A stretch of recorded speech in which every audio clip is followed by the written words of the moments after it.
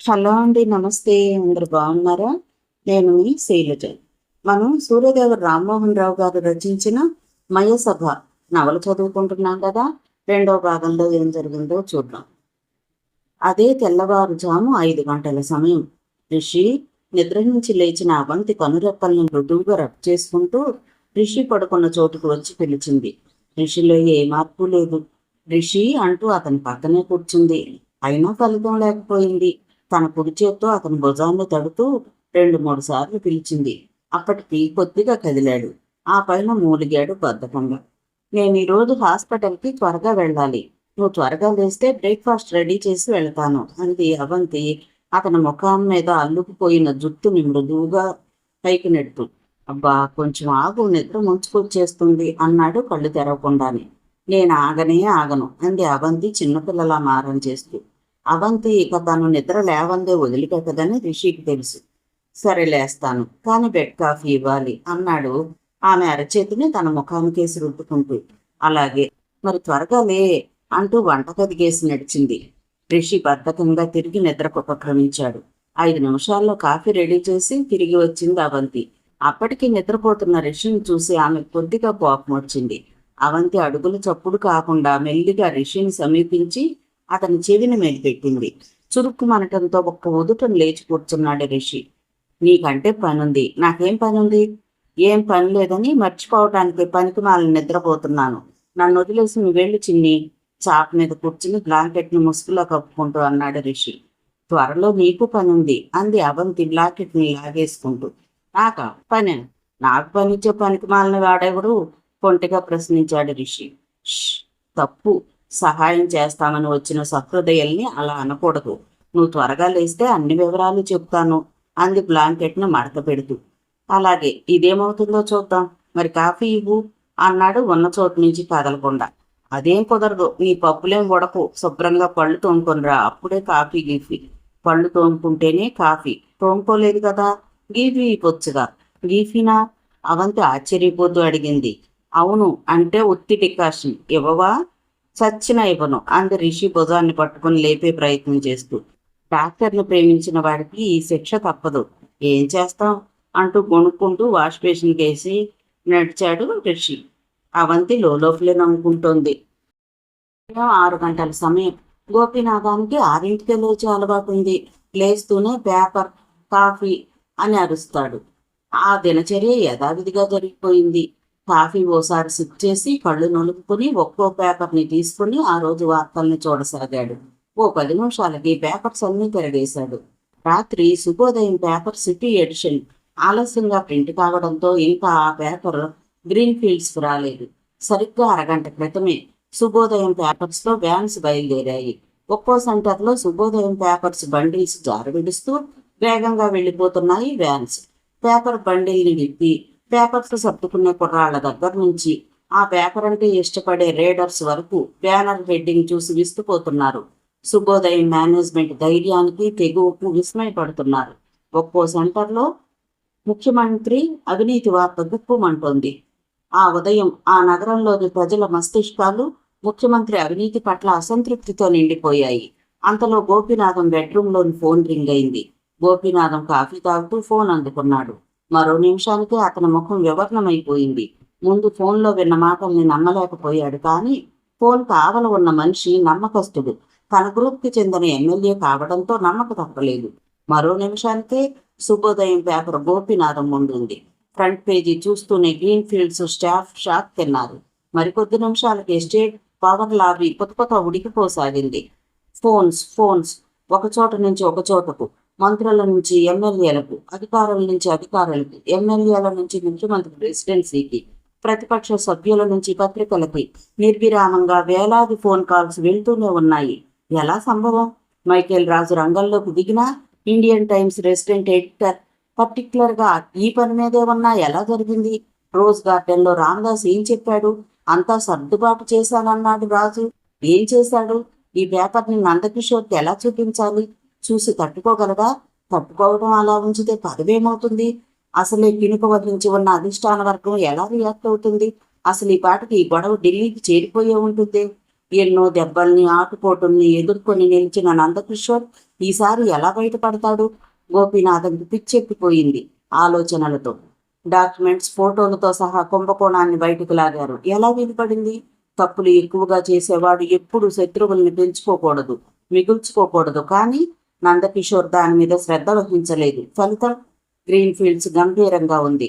చీమ చిటుక్కుమన్నా వినిపించేంత లోతైన నిశ్శబ్దం అలుగుకుంది అక్కడ.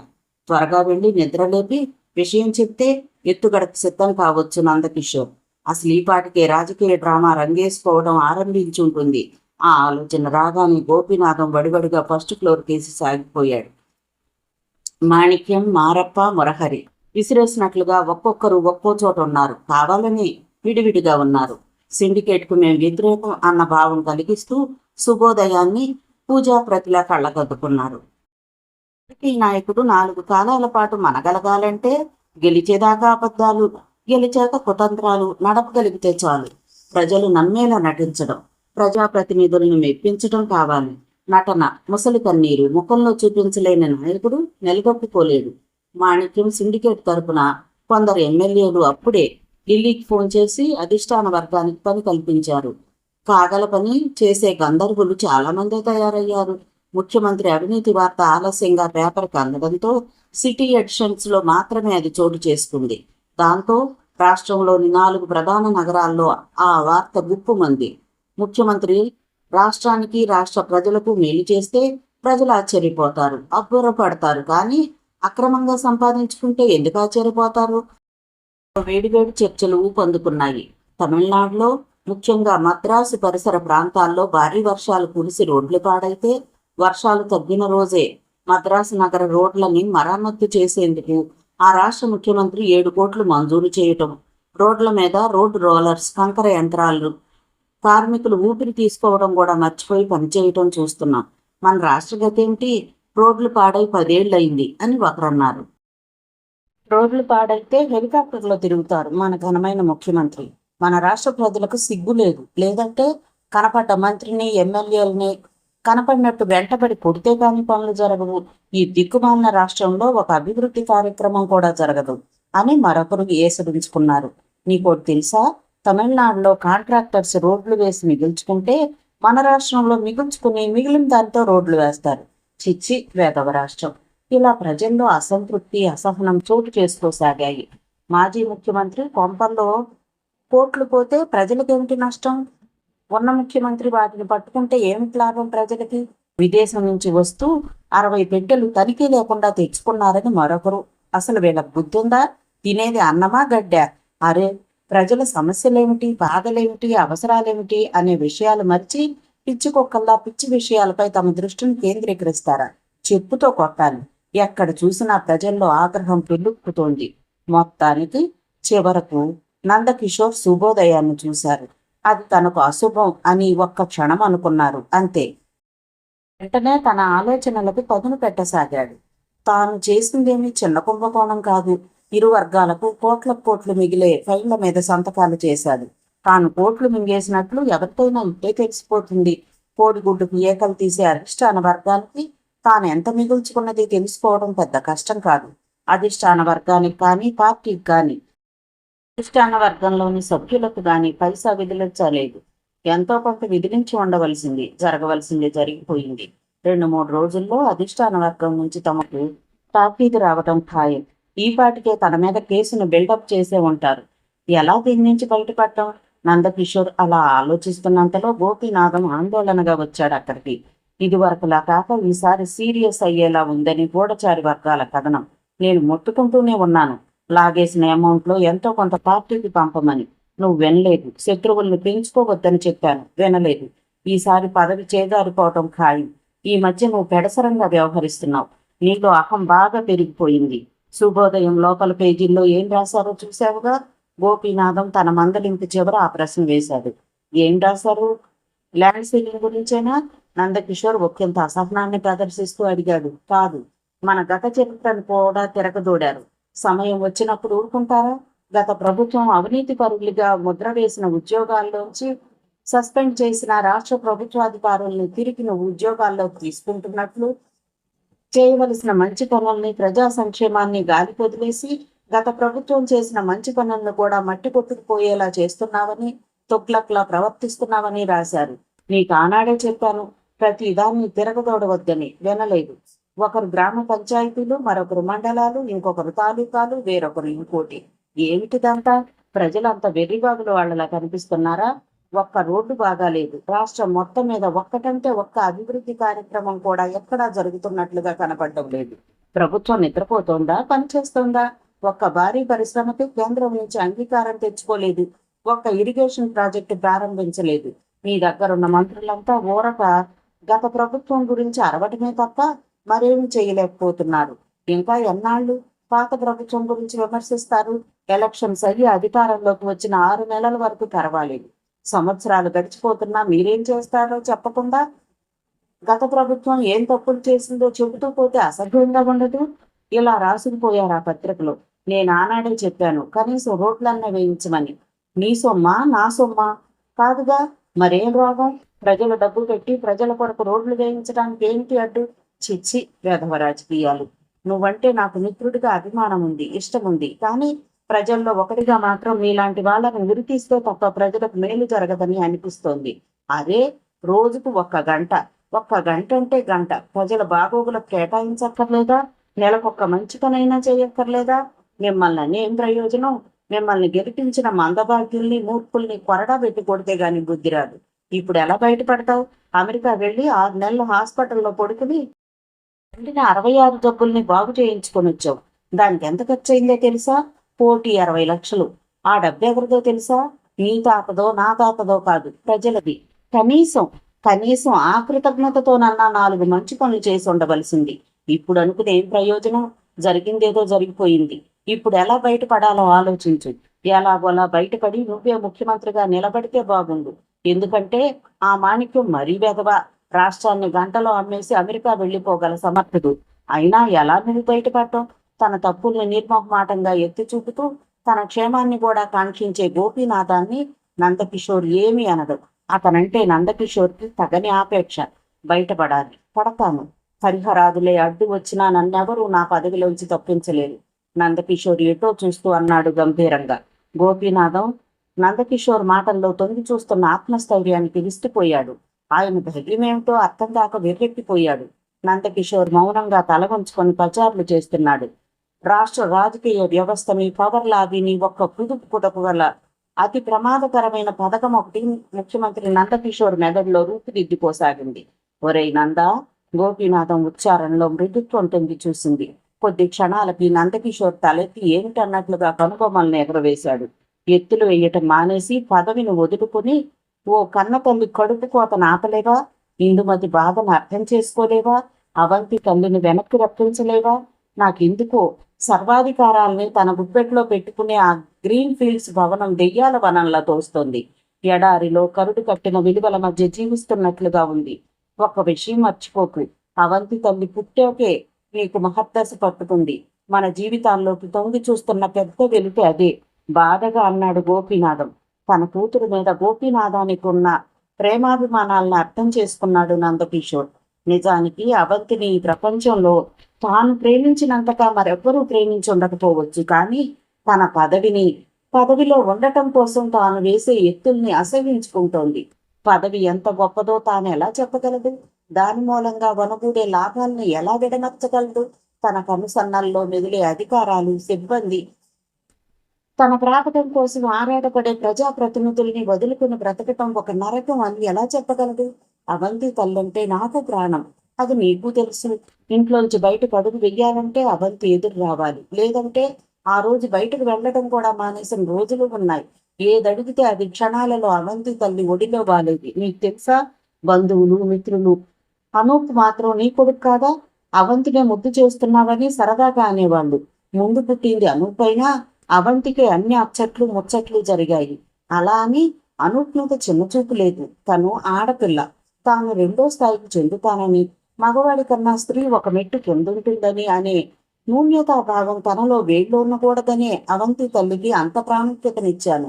నా మూడ్స్ని బట్టి అనూప్ నడుచుకుంటే అవంతి మూడ్స్ని బట్టి నేను నడుచుకునేవాణ్ణి. రాజకీయాల్లోకి వస్తానని, వచ్చిన ముఖ్యమంత్రి స్థాయికి ఎదుగుతానని ఎవరైనా ఊహించారా? కనీసం మనమైనా ఊహించావా? సరిగ్గా 10 సంవత్సరాల క్రితం నేను కేవలం ఒక చిన్న పారిశ్రామికవేత్తని, ఒక ప్రాంతానికి మాత్రమే తెలిసిన వాడిని.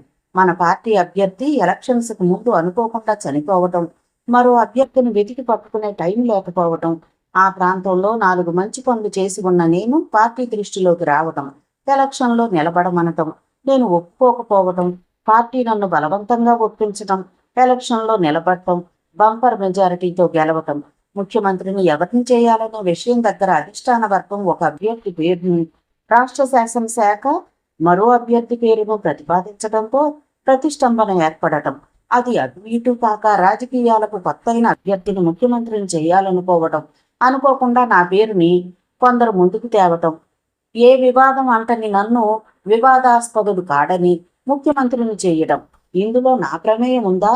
మరో అరగంటలో ప్రమాణ స్వీకారం అనగా నేను బస చేసిన హోటల్ గదికి కారు రావడం, గవర్నర్ బంగ్లాకు తీసుకెళ్లడం, సడన్ గా ముఖ్యమంత్రి పదవిని అలంకరించే వ్యక్తి చేయవలసిన ప్రమాణ స్వీకార పత్రాన్ని ఇవ్వటం, నేను ప్రమాణ స్వీకారం చెయ్యటం, ముఖ్యమంత్రి కావటం జరిగింది. అది నేను కోరుకున్న జరుగుతుందా?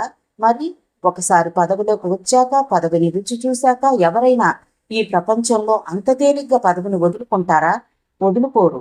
అలాగే నేను వదులుకోలేను. వదులుకోకూడదంటే మంత్రాలు తంత్రాలు నడుపుతున్నాను. భారతదేశపు రాజకీయాలంటే గొంగట్లో భోజనం చేయటమే. అప్పుడిక ఎంట్రుకులేరటం అవివేకం కాదా? మీరు నడిపే రాజకీయాల్లో నీతి నిజాయితీ లేదు, న్యాయం లేదని అవంతి నన్ను నా పదవిని ఏడపించుకుంది. అసలు నేటి రాజకీయాల్లో నీతి ఉంటుందా? నిజాయితీ ఉంటుందా? న్యాయం ఉంటుందా? అవి ఉంటే రాజకీయాలు ఎలా అవుతాయి? అవే ఉంటే రాజకీయ నాయకులు పదవుల్లోకి రాగలరా? ప్రజలు గొర్రెలకు బుర్రలుండవు. నేను అన్ని మంచి పనులే చేస్తాను, పైసా సంపాదించుకోను, నెక్స్ట్ టైం నన్ను గెలిపిస్తారా? ఆ గ్యారంటీ ఉందా? అభ్యర్థుల నీతి నిజాయితీని చూసి ఓటు వేస్తున్నారా ప్రజలు? అలా అయితే ఎంతో మంది మంచి వ్యక్తులు ఎందుకు ఎలక్షన్లో ఓడిపోతున్నారు? వెండి తెర మీద నిలువెత్తు కనిపించి సినీ పరిశ్రమలో తన పూర్తి కాలాన్ని వినియోగించుకుంటూ, నటిస్తూ, సినిమాలు నిర్మిస్తూ, డిస్ట్రిబ్యూట్ చేస్తూ అక్కడే తమ కాలాన్ని గడిపే నటులు ఎలక్షన్స్లో నిలబడగానే లక్షల ఓట్లు మెజారిటీతో ఎలా గెలిపిస్తున్నారు? అసలు నియోజకవర్గాలకు వస్తారా? ప్రజల మధ్య తిరుగుతారా?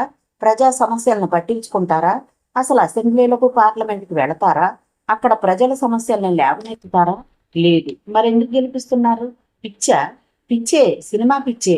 మరి అలాంటి పిచ్చి వాళ్లకు మంచి చేయాలా? అసెంబ్లీ పార్లమెంటు సమావేశాలు ఎందుకు జరుగుతాయి? గెలిచిన అభ్యర్థులు సభల్లో కూర్చుని తమ నియోజకవర్గాలకు మంచి పనులు జరిగేలా చూడటానికి, ప్రభుత్వం మీద ఒత్తిడి తేవడానికి. మరి చట్టసభలు ఎందుకు ఖాళీగా ఉంటున్నాయి? అటెండెన్స్ ఎందుకు పూర్గా ఉంటుంది? ఎక్కడ తిరుగుతున్నారు గెలిచిన అభ్యర్థులు? తనలేని ప్రజలు గెలిపించిన అభ్యర్థులను నిలదీయలేని మందభాగ్యులు. వీళ్ల కోసం కష్టపడాలా? వీళ్ళకు ప్రజలు, వీళ్లకు సంక్షేమ కార్యక్రమాలు, వీళ్లకు గుర్తుంటే మాలాంటి వాళ్లకు గెలిపిస్తారా? పార్టీలు ఫిరాయిస్తుంటే ఏం చేస్తుంటారు? ప్రభుత్వాన్ని కూలుస్తుంటే ఏం చేస్తున్నారు? కుల మతాలను రెచ్చగొడుతుంటే ఏం చేయగలుగుతున్నారు? మంచి పనులు చేయకపోతే ఏం చేయగలరు? నియోజకవర్గాల్లో తిరగకపోతే ఏం ఓడబీగుతున్నారు? రోడ్లు వేయించకపోతే ఏం పేగలుగుతున్నారు? అవినీతి అధికారులను పోషిస్తుంటే ఏం పొడవగలుగుతున్నారు? కోట్లు తింటుంటే అడ్డుకోగలుగుతున్నారా? యథా రాజా తదా ప్రజ కాదా? యథా రాజా తదా ప్రజ. వాళ్లను ఎదురు తిరగమను, గెలిపించిన అభ్యర్థుల పాట బలవమను, అవినీతి అధికారులను వేటాడమను, నిజంగా ప్రజల కోసం శ్రమించే వారిని గెలిపించమను. తమ సమస్యల్ని గాలి కొదిలేసి ఏ విగ్రహాన్ని తయారు చేయించాలి, ఎక్కడ ప్రతిష్ఠించాలని కాలాన్ని వృధా చేసే వారిని నిలదీయమను. చేత కాదు. మరెందుకురా వాళ్ల గురించి బాధపడటం? వాళ్ళ సమస్యల గురించి వారే బాధపడటం లేదు, శ్రద్ధ తీసుకోవడం లేదు. మరెవరికి పడుతుంది? తమిళనాడు అన్నావు. అక్కడ చిన్న వీధిలో రోడ్డు పాడైతే ఆ వీధిలోని ఆడవాళ్లంతా మున్సిపల్ అధికారుల్ని, కౌన్సిలర్స్ని, ఎమ్మెల్యేలని నిలదీస్తారు, చీపిరి కట్టలతో సన్మానాలు చేస్తారు. మరిక్కడ మనకెందుకులే అనే నిరాసక్తత. రోడ్లు వేయించినా, కాలువలు తవ్వించినా అది మా డబ్బు కాదు, ప్రజలదే, కానీ మాదే అన్నట్లుగా కబుర్లు చెప్తాం. మా అసమర్థతని కప్పిపుచ్చుకోవడానికి పాత ప్రభుత్వాన్ని తిడతాం, కేంద్రం మీద వేస్తాం, వేరే గొడవలు లేవదీసి దృష్టిని మళ్లిస్తాం. నిజమే. మరి ప్రజలెందుకు ఊరుకుంటున్నారు?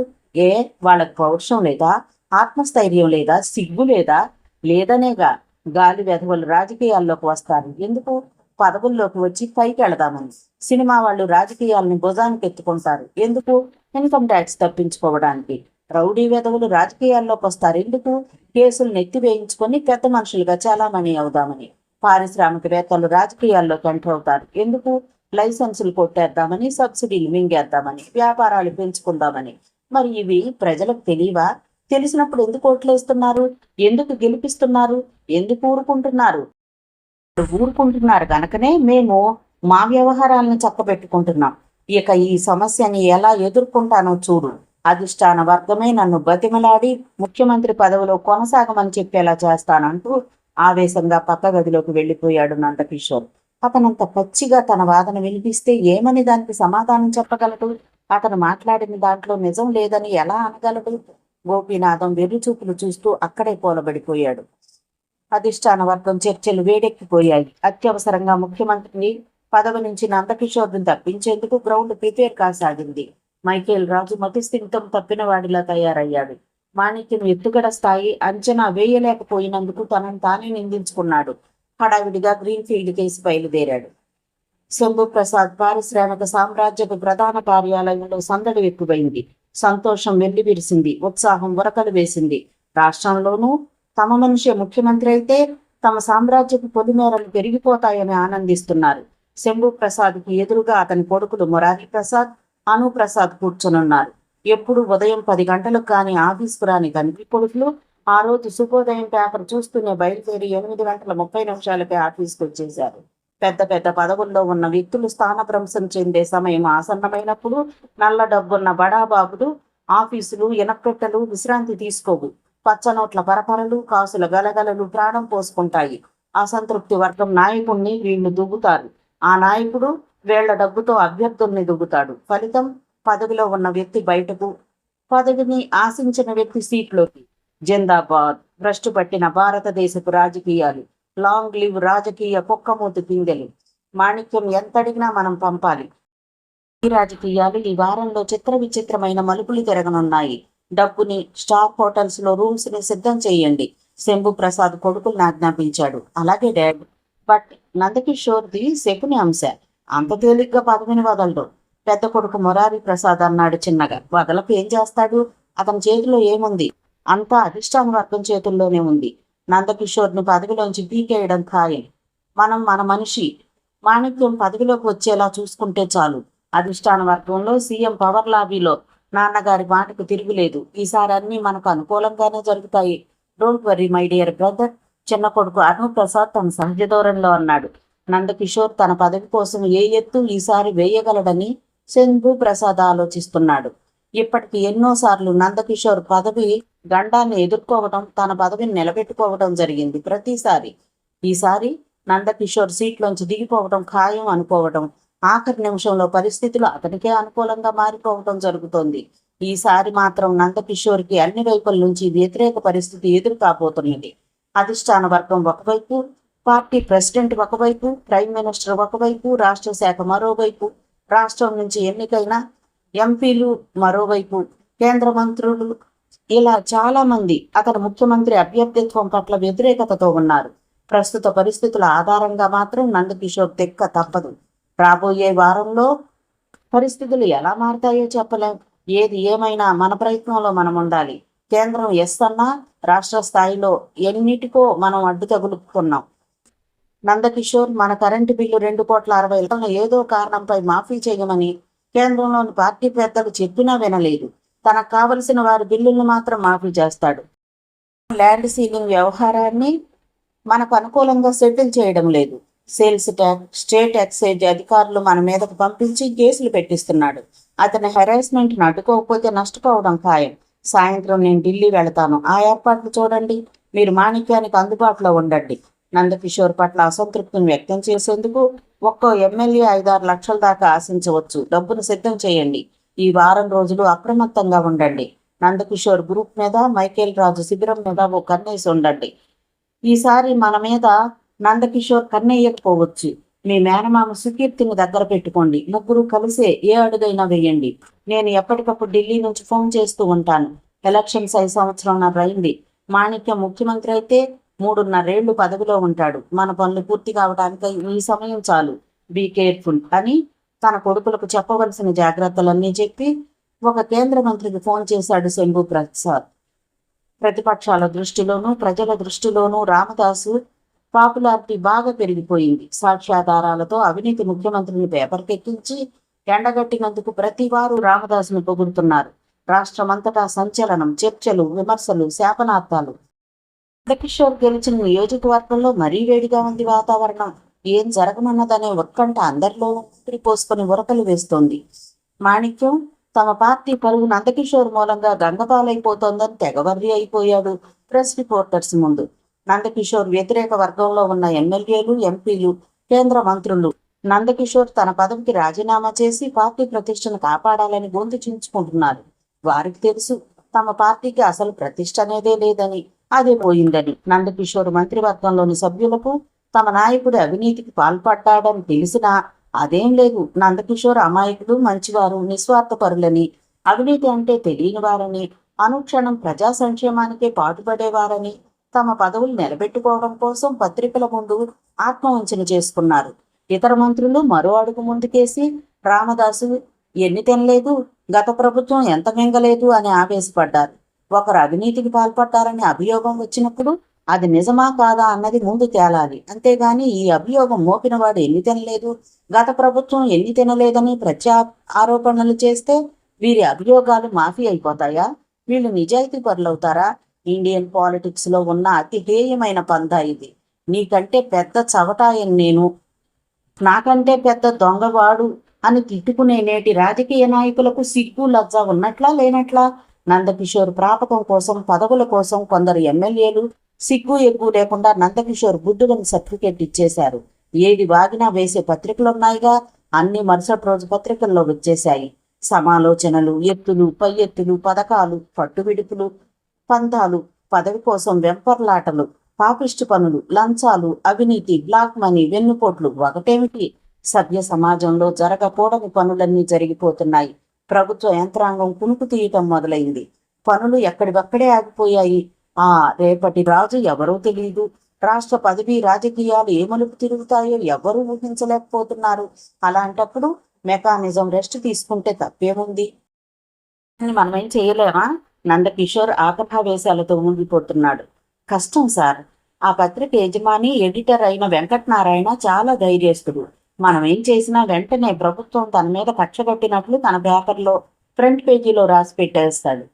దాన్ని చూసి ప్రతిపక్షాలు, మిగతా పత్రికలు రెచ్చిపోతాయి. యోగేంద్ర సిన్హా వినయంగా అన్నాడు. సీనియారిటీ ప్రకారం అయితే యోగేంద్ర సిన్హా చీఫ్ సెక్రటరీ అయ్యేందుకు ఛాన్సెస్ లేవు. ఏ ముఖ్యమంత్రి అయినా తందానా అనే చీఫ్ సెక్రటరీనే కోరుకుంటాడు. ఒక్కోసారి తన కోసం, తన వాళ్ల కోసం రూల్స్కి అతీతంగా కొన్ని పనులు జరిపించుకోవాల్సి వస్తుంది. అలాంటప్పుడు senior strict IAS officer chief secretary పోస్టులో ఉంటే ముఖ్యమంత్రి ఆటలు సాగవు. అందుకే నందకిషోర్ తనకు లొంగి ఉండే యోగేంద్ర సిన్హాని ఆ పోస్టులోకి సీనియారిటీని కాలగన్ని మరీ రప్పించుకున్నాడు. అలాగే డైరెక్టర్ జనరల్ ఆఫ్ పోలీస్ పోస్టులోకి, state capital police commissioner post, joint commissioner పోస్టులో కూడా తనకు కావలసిన వాళ్ళనే రప్పించుకున్నాడు Nandakishore. Electricity, water, drainage, sales tax, state excise, law and order, urban land ceiling, municipal పరిధి లాంటి వ్యవహారాల్లో శుభోదయం యాజమాన్యం ఏ తప్పు చేయలేదా? ఏదో ఒక తప్పు చేసి ఉండాలన్న కసి, ద్వేషం నందకిషోర్ మాటల్లో తొంగి చూసింది. కొద్ది క్షణాలు ఆలోచిస్తూ ఉండిపోయిన యోగేంద్ర సిన్హా వెంటనే ఫోన్ను దగ్గరకు లాక్కున్నాడు. నందకిషోర్కి అమాంత మాణిక్యాన్ని నమిలి మింగేయాలన్నంత కోపంగా ఉంది. పొలిటికల్ డ్రామా స్టేజ్ మీదకి వచ్చాక తొందరపాటు చర్యలు అంత మంచిది కాదు. ఏదైనా కీలేరికి వాత పెట్టాలి. తన అవినీతిని బయట పెట్టింది మాణిక్యం బృందం, అతనికి సపోర్టు శంభు ప్రసాద్, ఆ పైన పదవులు రాని ఎమ్మెల్యేలు. అరగంట క్రితం తనకు వచ్చిన ఫోన్ ద్వారా శంభు ప్రసాద్ డబ్బు సంచులతో ఢిల్లీలో దిగిపోయినట్లు తెలిసింది. ప్రైమ్ మినిస్టర్ తన పార్టీ ముఖ్యమంత్రుల కన్నా శంభు ప్రసాద్ లాంటి పారిశ్రామికవేత్తలకే ప్రాముఖ్యమిస్తారు. ఎలక్షన్ ఖర్చులు గాను కోట్ల పార్టీ ఫండ్ ఇచ్చే పారిశ్రామికవేత్తలంటే అటు అధిష్టాన వర్గానికి కూడా ప్రేమే. రాజకీయ డ్రామాలు ఊపిరి పోసుకునే కుయుక్తుల గ్రీన్ రూమ్ లో సీనియర్ మేకప్ మ్యాన్ నందకిషోర్. అందుకే రాష్ట్రమంతటా, కేంద్రంలోనూ నందకిషోర్ వేయబోతున్న ఎత్తు గురించే ఊహాగానాలు చేస్తున్నారు.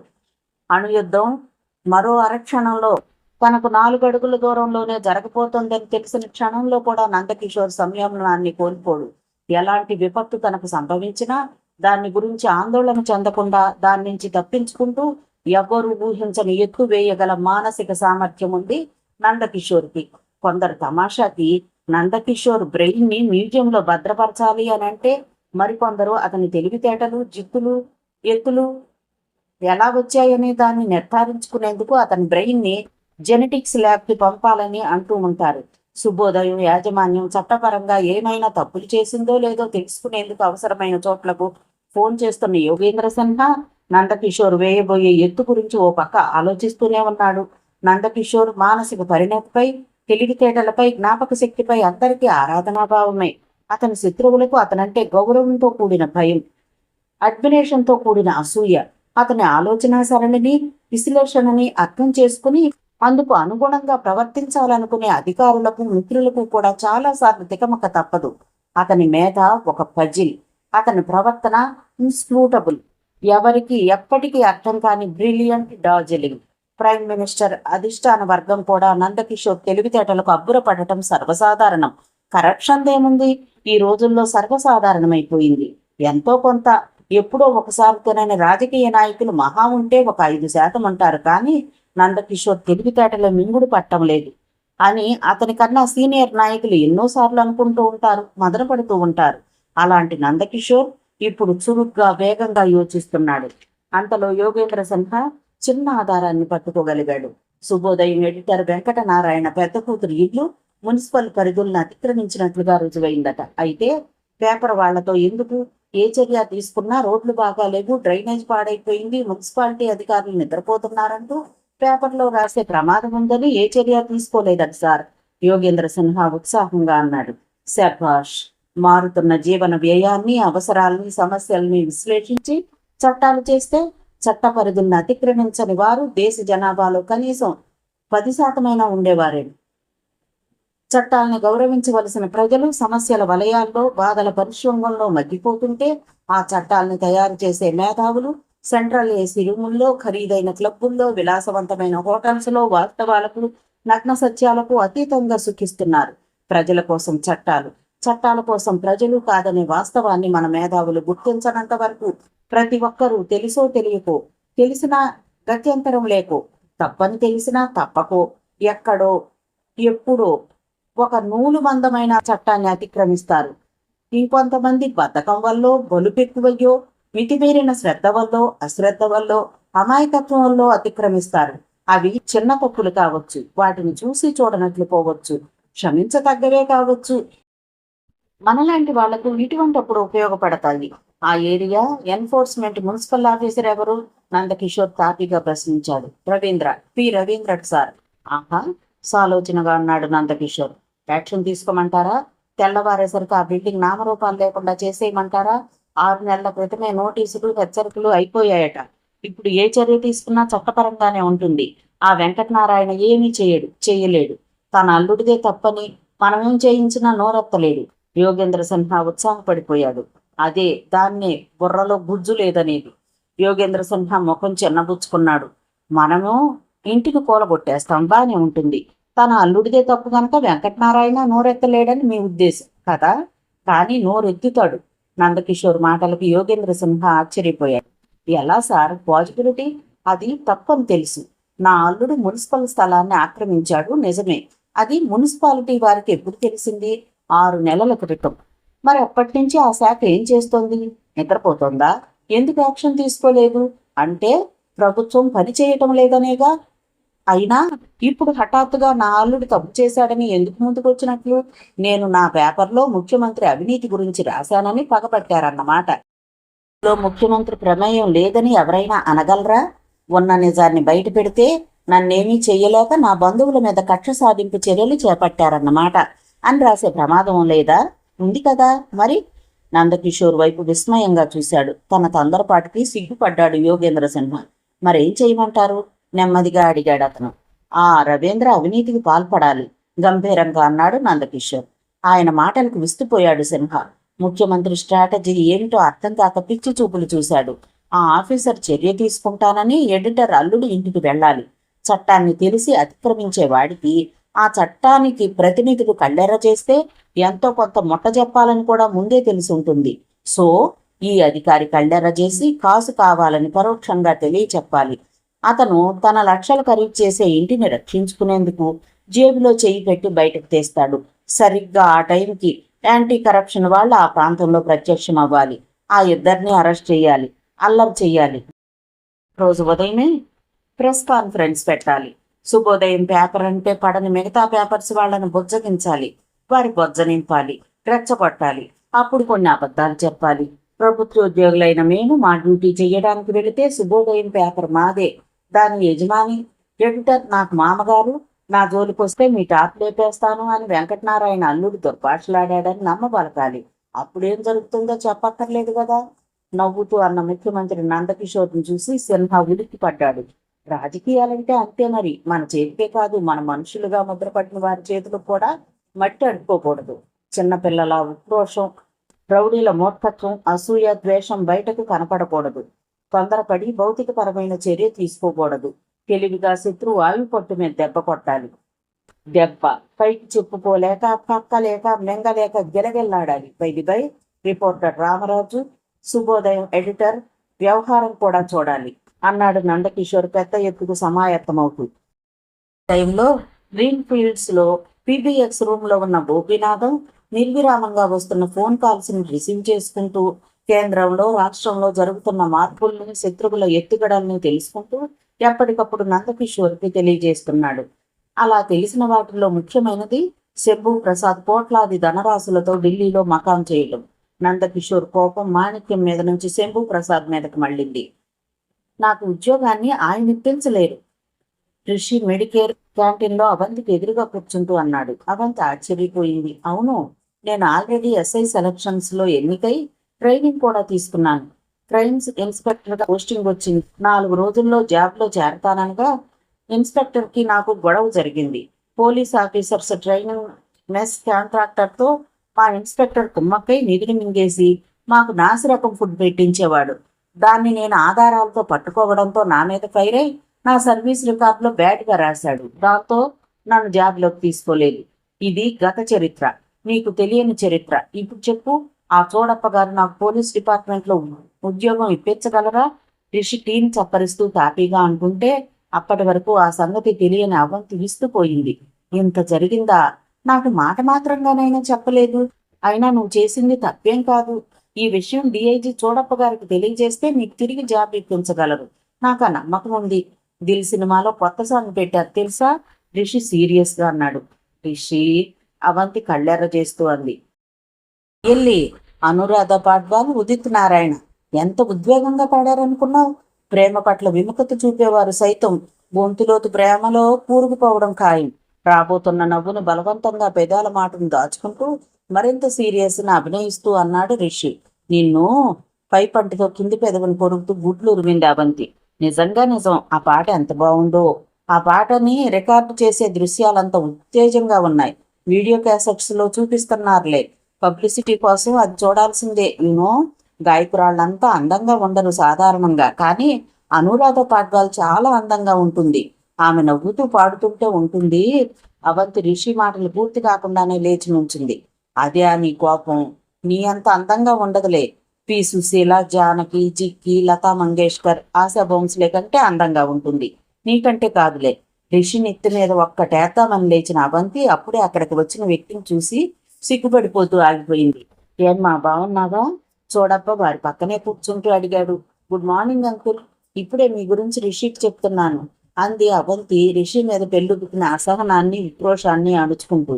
నువ్వేమో నా గురించి చెప్తుంటే రిషి నీకంటే అనురాధ పాడ్వాల్ అందంగా ఉంటుందని ఏడిపిస్తున్నాడు, అవునా?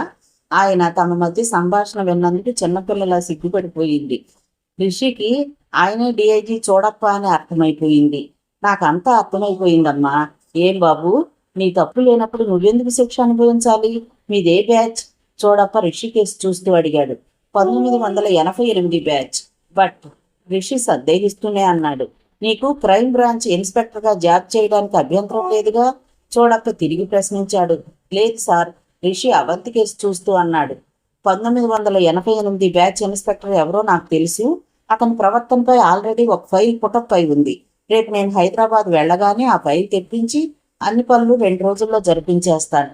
ఏ క్షణానైనా జాబ్లో చేరేందుకు సిద్ధంగా ఉండాలి అని అవంతికేసి తిరిగి, ఆర్ యూ హ్యాపీ అని ప్రశ్నించాడు చూడప్ప. Thank you uncle. జాబ్ హైదరాబాద్లోనేనా? ఒకంత అయిష్టతను వ్యక్తపరుస్తూ అంది. అవునమ్మా, అది రిషి భవిష్యత్తుకు చాలా మంచిది.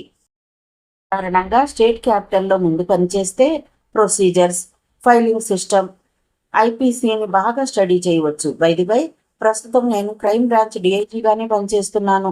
నా కింద రిషిని అపాయింట్ చేయించుకుంటాను. జాబ్లో ఉండే మతలబులు, రాజకీయాలు, ప్రత్యర్థులు వేసే ఎత్తుల గురించి నాకు వీలైనప్పుడల్లా తెలియజేస్తూ ఉంటాను. నీకేమన్నా అభ్యంతరమా?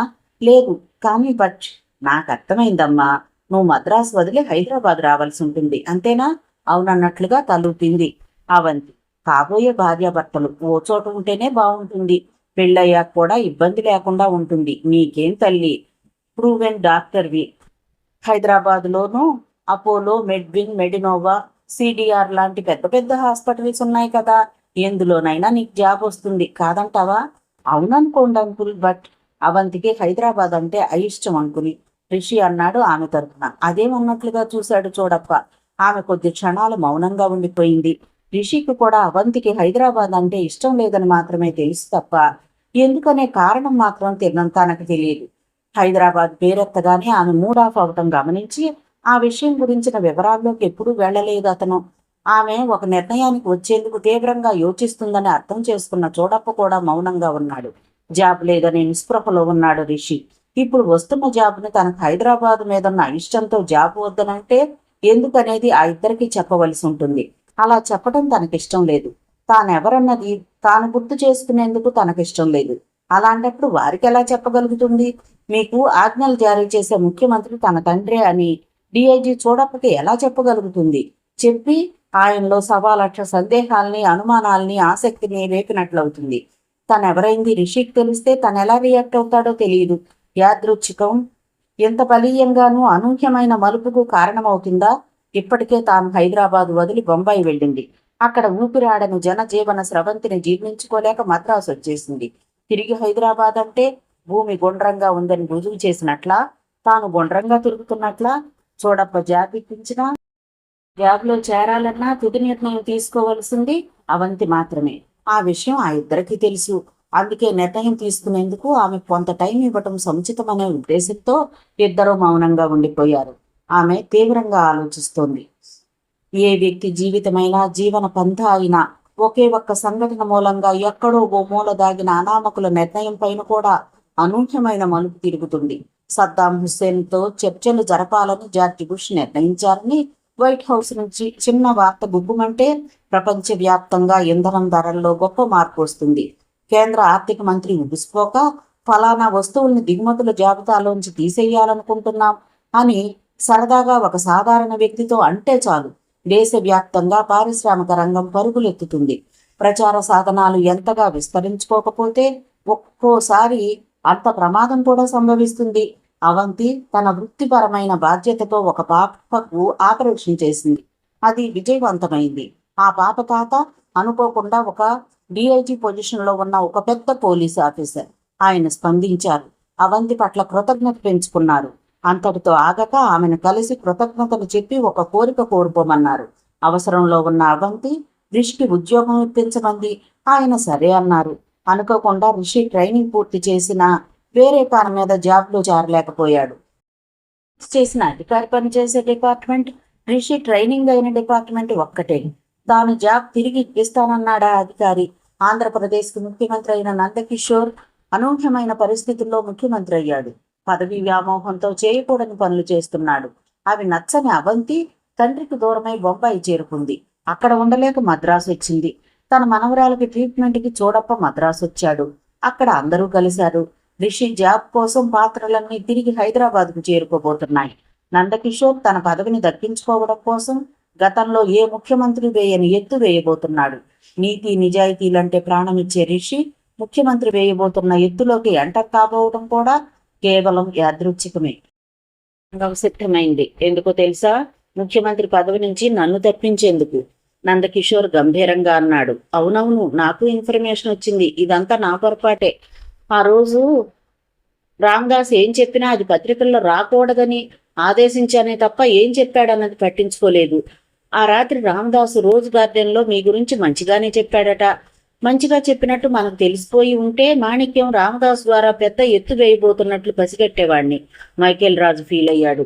నీకు తెలుసా, శంభు ప్రసాద్ ఢిల్లీకి వెళ్ళాడట డబ్బు సంచులతో. అతని కొడుకులు, వాళ్ల మేనమామ సుకీర్తి సహాయంతో మాణిక్యానికి అన్ని రకాలుగా మద్దతిస్తున్నారట. పళ్ళు పటపట కొరుకుతూ అన్నాడు నందకిషోర్. మైకేల్ రాజు కొద్దిగా కంగు తిన్నాడు. తెర వెనుక ఎత్తులు వేగాన్ని పుంజుకుంటున్నందుకు. ఇప్పుడు ఎలా బయటపట్టావు అంటున్నట్లుగా అన్నా ఆ మాటలు నందకిషోర్కు వినిపించాయి. కొద్ది నిమిషాలు మౌనం. ఆ తర్వాత నెమ్మదిగా అన్నాడు నందకిషోర్. ఒకే దెబ్బకి నాకు పదవి దక్కాలి.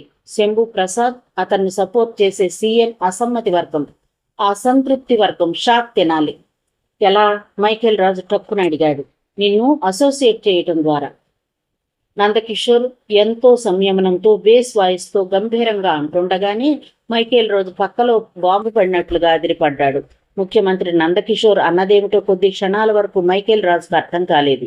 నందకిషోర్ వేసే ఎత్తుగళ్ళు, విసిరే పాచికలు అంత తేలిగ్గా ఎవరికి అర్థం కావు. అర్థం చేసుకునేందుకు మెదడుకి పదును పెడుతూ నిశ్శబ్దాన్ని ఆశ్రయించాడు మైకేల్ రాజు. నందకిషోర్ రాష్ట్ర రాజకీయ సంక్షోభానికి పెద్ద గోతిని తవ్వే ప్రయత్నంలో ఉండగా కాలం గడిచిపోతోంది. మరుసటి రోజు కొన్ని పేపర్స్లో వెంకటనారాయణ అల్లుడు మున్సిపల్ శాఖ స్థలాన్ని ఆక్రమించుకున్నట్లు, దాని గురించి చర్య తీసుకునేందుకు వెళ్లిన మున్సిపల్ ఎన్ఫోర్స్మెంట్ అధికారికి లంచం ఇవ్వజూపినట్లు, బెదిరించినట్లు, భయపెట్టినట్లు వార్త వచ్చింది. యాంటీ కరప్షన్ డిపార్ట్మెంట్ అధికారులు వెంకటనారాయణ అల్లుడిని, మున్సిపల్ అధికారిని అరెస్ట్ చేయించి రిమాండ్కి పంపించినట్లు, బెయిల్ మీద వాళ్ళు బయటకు వచ్చినట్లు సవేగంగా వచ్చింది న్యూస్ స్టోరీ.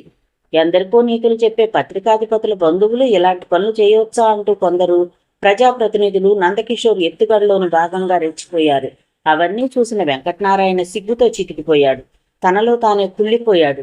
అది ముఖ్యమంత్రి నందకిషోర్ పన్నిన వల అని కూడా వెంకటనారాయణకి తెలుసు. కానీ చేయగలిగింది అప్పటికే చెయ్యి దాటిపోయింది. నందకిషోర్ రక్తం బొట్టు రాలకుండా పేక పోసేయగల సమర్థుడని, సాంఘికంగా రాజకీయంగా ఒక స్థాయికి ఎదగని వ్యక్తులతో నందకిషోర్ సర్దుకుపోయి పనులు జరిపించుకోవటం ఆయన కుయుక్తులకు, కుతిత్సానికి అద్దం పడతాయని కూడా వెంకటనారాయణకి తెలుసు. ఒక మామూలు మున్సిపల్ అధికారి నందకిషోర్ మెహర్బానీ కోసం తాను సైతం లాకప్లోకి వెళ్ళాడని, అతను బయటకు రాగానే ప్రమోషన్ అతని ముంగిట ఎదురు చూస్తుందని కూడా తెలుసు. అంత మాత్రం చేత కొంకయ్యే పిరికివాడు కాదు వెంకటనారాయణ. నీతి, నిజాయితీ, నైతిక విలువలే తన పెట్టుబడిగా ఒక్కో ఇటుగా పేర్చుకుంటూ స్వయం కృషితో మాసపత్రిక స్థాయి నుంచి లార్జెస్ట్ సర్క్యులేటెడ్ దినపత్రిక స్థాయికి ఎదిగి ఒకేసారి 5 నగరాల నుంచి పేపర్ని వెలువరిస్తున్న వెంకటనారాయణ ఎవరో ఒకరు ఒక్కసారిగా పెళ్లగించగల బలహీనమైన పునాదుల మీద నిలిచిలేడు. తన పేపర్లో వచ్చే చిన్న వార్తైనా అందులో 100% నిజం లేదని తెలిస్తే ఎవరిని క్షమించడు, తనని తానే క్షమించుకోలేడు. అలాంటి వెంకటనారాయణ తన ఆఫీసులో కూర్చుని తీవ్రంగా యోచిస్తున్నాడు. అల్లుడిని అనలేడు, అలా అని సమర్థించుకోను లేడు. ఆలోచనల్లోంచి ఒక్కింతసేపటికి తేరుకుని రిపోర్టర్ రామరాజు కబురంపాడు. మరో నిమిషానికి రామరాజు వచ్చి ఆయనకి ఎదురుగా కూర్చున్నాడు. తనకు అవసరం అనుకుంటే, తనకు ఉపయోగపడతాడు అనుకుంటే ఎంతటి ప్రబల శత్రువునైనా తన దోవలకు తెచ్చుకోగలడు. తప్పదనుకుంటే ప్రాణ స్నేహితుడినైనా వెన్నుపోటు పడవటానికి వెనుదీయని స్పెసిమన్ నందకిషోర్. ప్రాణానికి ప్రాణంగా చూసుకున్న తన కన్న కూతురు అవంతి దూరమైపోయినా మానసికంగా చెక్కు చెదరని కఠినాత్ముడు. అయినప్పటికీ ఈసారి చాలా పెద్ద ఉపద్రవాన్ని తెచ్చిపెట్టాం మనం. అంత తేలిగ్గా తన పదవిలోంచి దిగడు, మనల్ని వదలడు. ఇకపై కొంచెం జాగ్రత్తగా మసులుకో. అవసరానికి స్నేహం చేయటంలోనూ, ప్రజలను తనకు అనుకూలంగా తిప్పుకోవటంలోనూ నందకిషోర్ చూపే శక్తియుక్తులు అపూర్వం. అతన్ని దించివేయటానికి పార్టీలో ఎలాంటి ప్రయత్నం జరిగినా అది వాళ్ల పార్టీలోనే రాష్ట్రాన్ని కూలదోస్తుందని ఆ పార్టీ సీనియర్ నాయకులు భయపడుతున్నారు. అవసరం అనుకుంటే 60-70 మంది ఎమ్మెల్యేలతో విడిపోయి తన పార్టీని కూలదోసి పార్టీకి మంత్రి పదవుల్ని ఆశ చూపి తిరిగి తనే ముఖ్యమంత్రి కాగలడు. ప్రపంచ రాజకీయాల్లో నందకిషోర్ అంత తెలివితేటలు కలిగిన వాళ్ళు అరుదుగా ఉంటారనటం అతిశయోక్తి కాదు. అందుకే చెప్తున్నాను, బీ కేర్ఫుల్. వెంకటనారాయణ అంతగా జాగ్రత్తలు చెప్తుంటే స్వతహాగా ధైర్యస్తుడైన రామరాజు ఒక్కింత జంకాడు. మర్డర్ అటెంప్ట్ లాంటిది. రామరాజు సందేహిస్తూ అడిగాడు. నో, నందకిషోర్ అంత తెలివి తక్కువ వాడు కాదు. మనిషిని భౌతికంగా ఏమీ చేయడు, మానసికంగా చిత్రహింస పాలయ్యేలా చేయగల సమర్థుడు. కాస్త వెనుక ముందు చూసుకుంటూ ఉండు. వెంకటనారాయణకు నిజాయితీ పరులైన రిపోర్టర్స్ అంటే చాలా గౌరవం, అభిమానం. ఒక కన్న తండ్రిలా తన క్షేమం పట్ల వెంకటనారాయణ చూపుతున్న ఆపేక్షకు రామరాజు కృతజ్ఞతా భావాన్ని తన కళ్ళ ద్వారానే వ్యక్తం చేశాడు. అలా అని వదిలేయటం.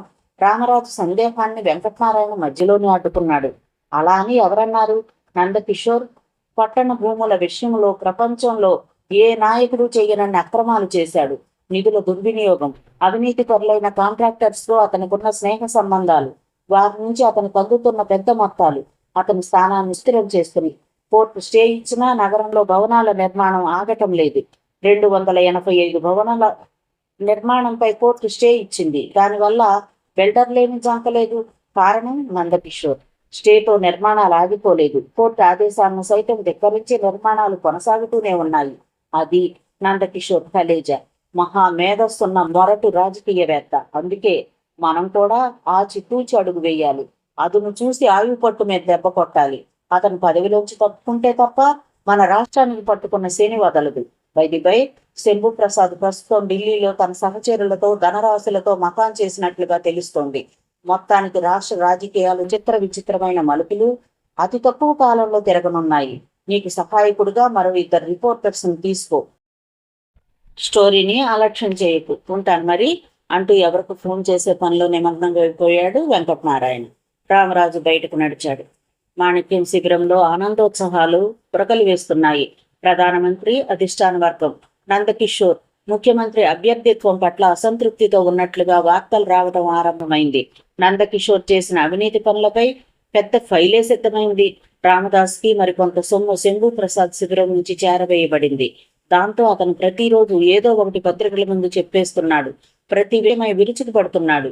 ఢిల్లీలో ఆంధ్రభవన్, ఇక్కడ స్టార్ హోటల్స్ లో డబ్బు సుఖాలు ఎక్కువైపోయాయి. అప్పటి వరకు విలువ ఉన్నట్లుగా కనిపించని ఒక సాధారణమైన ఎమ్మెల్యేకి కూడా మంచి మర్యాద, మగువ, మదిర దండిగా అందుబాటులోకి వచ్చేశాయి. ఎంతో విలువ పెరిగిపోయింది.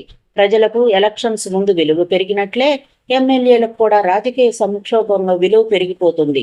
ఓటరు తమ ఓటును 100కో 200కో అమ్మేస్తే మేము 2 లక్షలు 3 లక్షలకు అమ్ముకుంటే తప్పేంటనే ఆర్గ్యుమెంట్ వారిలో బయలుదేరింది. రాష్ట్రం అంతటా వేడి చర్చలు. ఇవాళ రేపా నందకిషోర్ దిగిపోయేది. దిగితే కొత్త ముఖ్యమంత్రి ఎవరు, ఎలా దించుతారు? అవినీతి పనుల్ని వేలెత్తి చూపించా మాత్రం చేయడం లేదు ఈ రోజుల్లో అని అంటే, రాష్ట్ర ప్రజల సంక్షేమాన్ని గాలి కొదిలేశారనంటే, ప్రజల సంక్షేమం ఎవరికి మాత్రం పడుతోంది? ఎవరికి వారే తాము పదవుల్లోకి వస్తే చాలని నీచమైన స్థాయికి ఇండియన్ పొలిటీషియన్స్ దిగిపోయాక ఆ పాయింట్ నిలివేది ఎలా? రాష్ట్ర స్థాయిలో విమర్శకుల మెదళ్లు వీటెక్కిపోయాయి.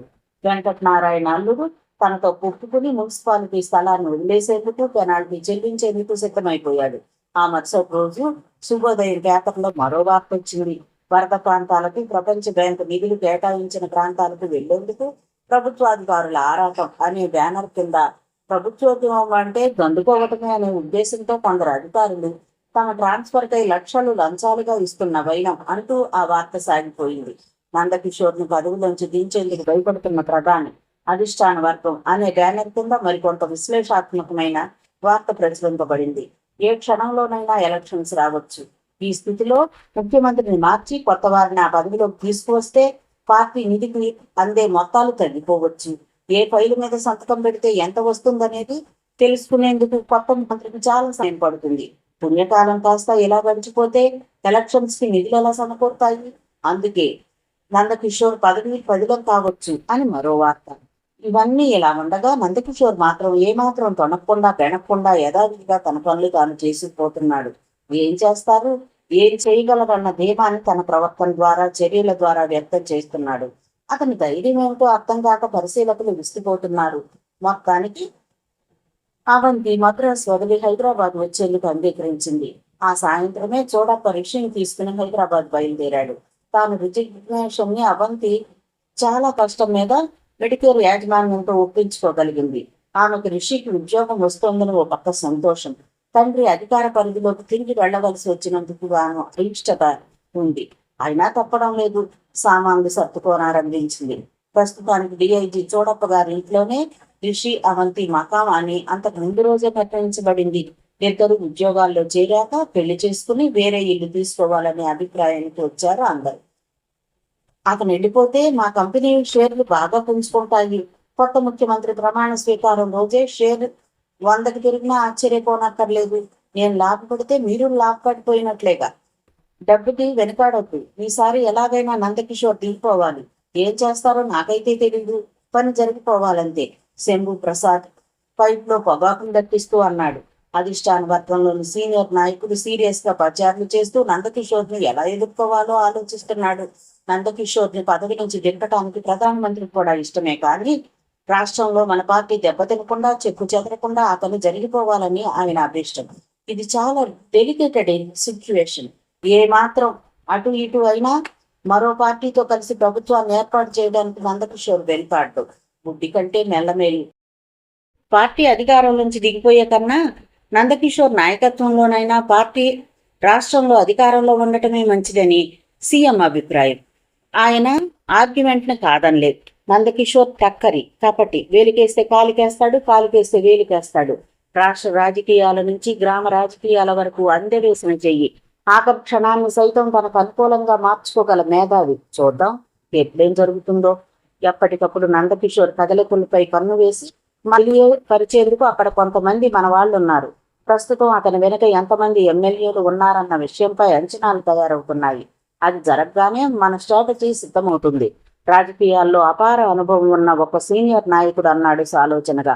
నందకిషోర్ని సపోర్ట్ చేసే ఎమ్మెల్యేలను ఎంత పెట్టైనా కొందాం. రాజకీయ నాయకులకు డబ్బు ఒక్కటే సంతృప్తినివ్వదు, పదవులు కూడా కావాలి.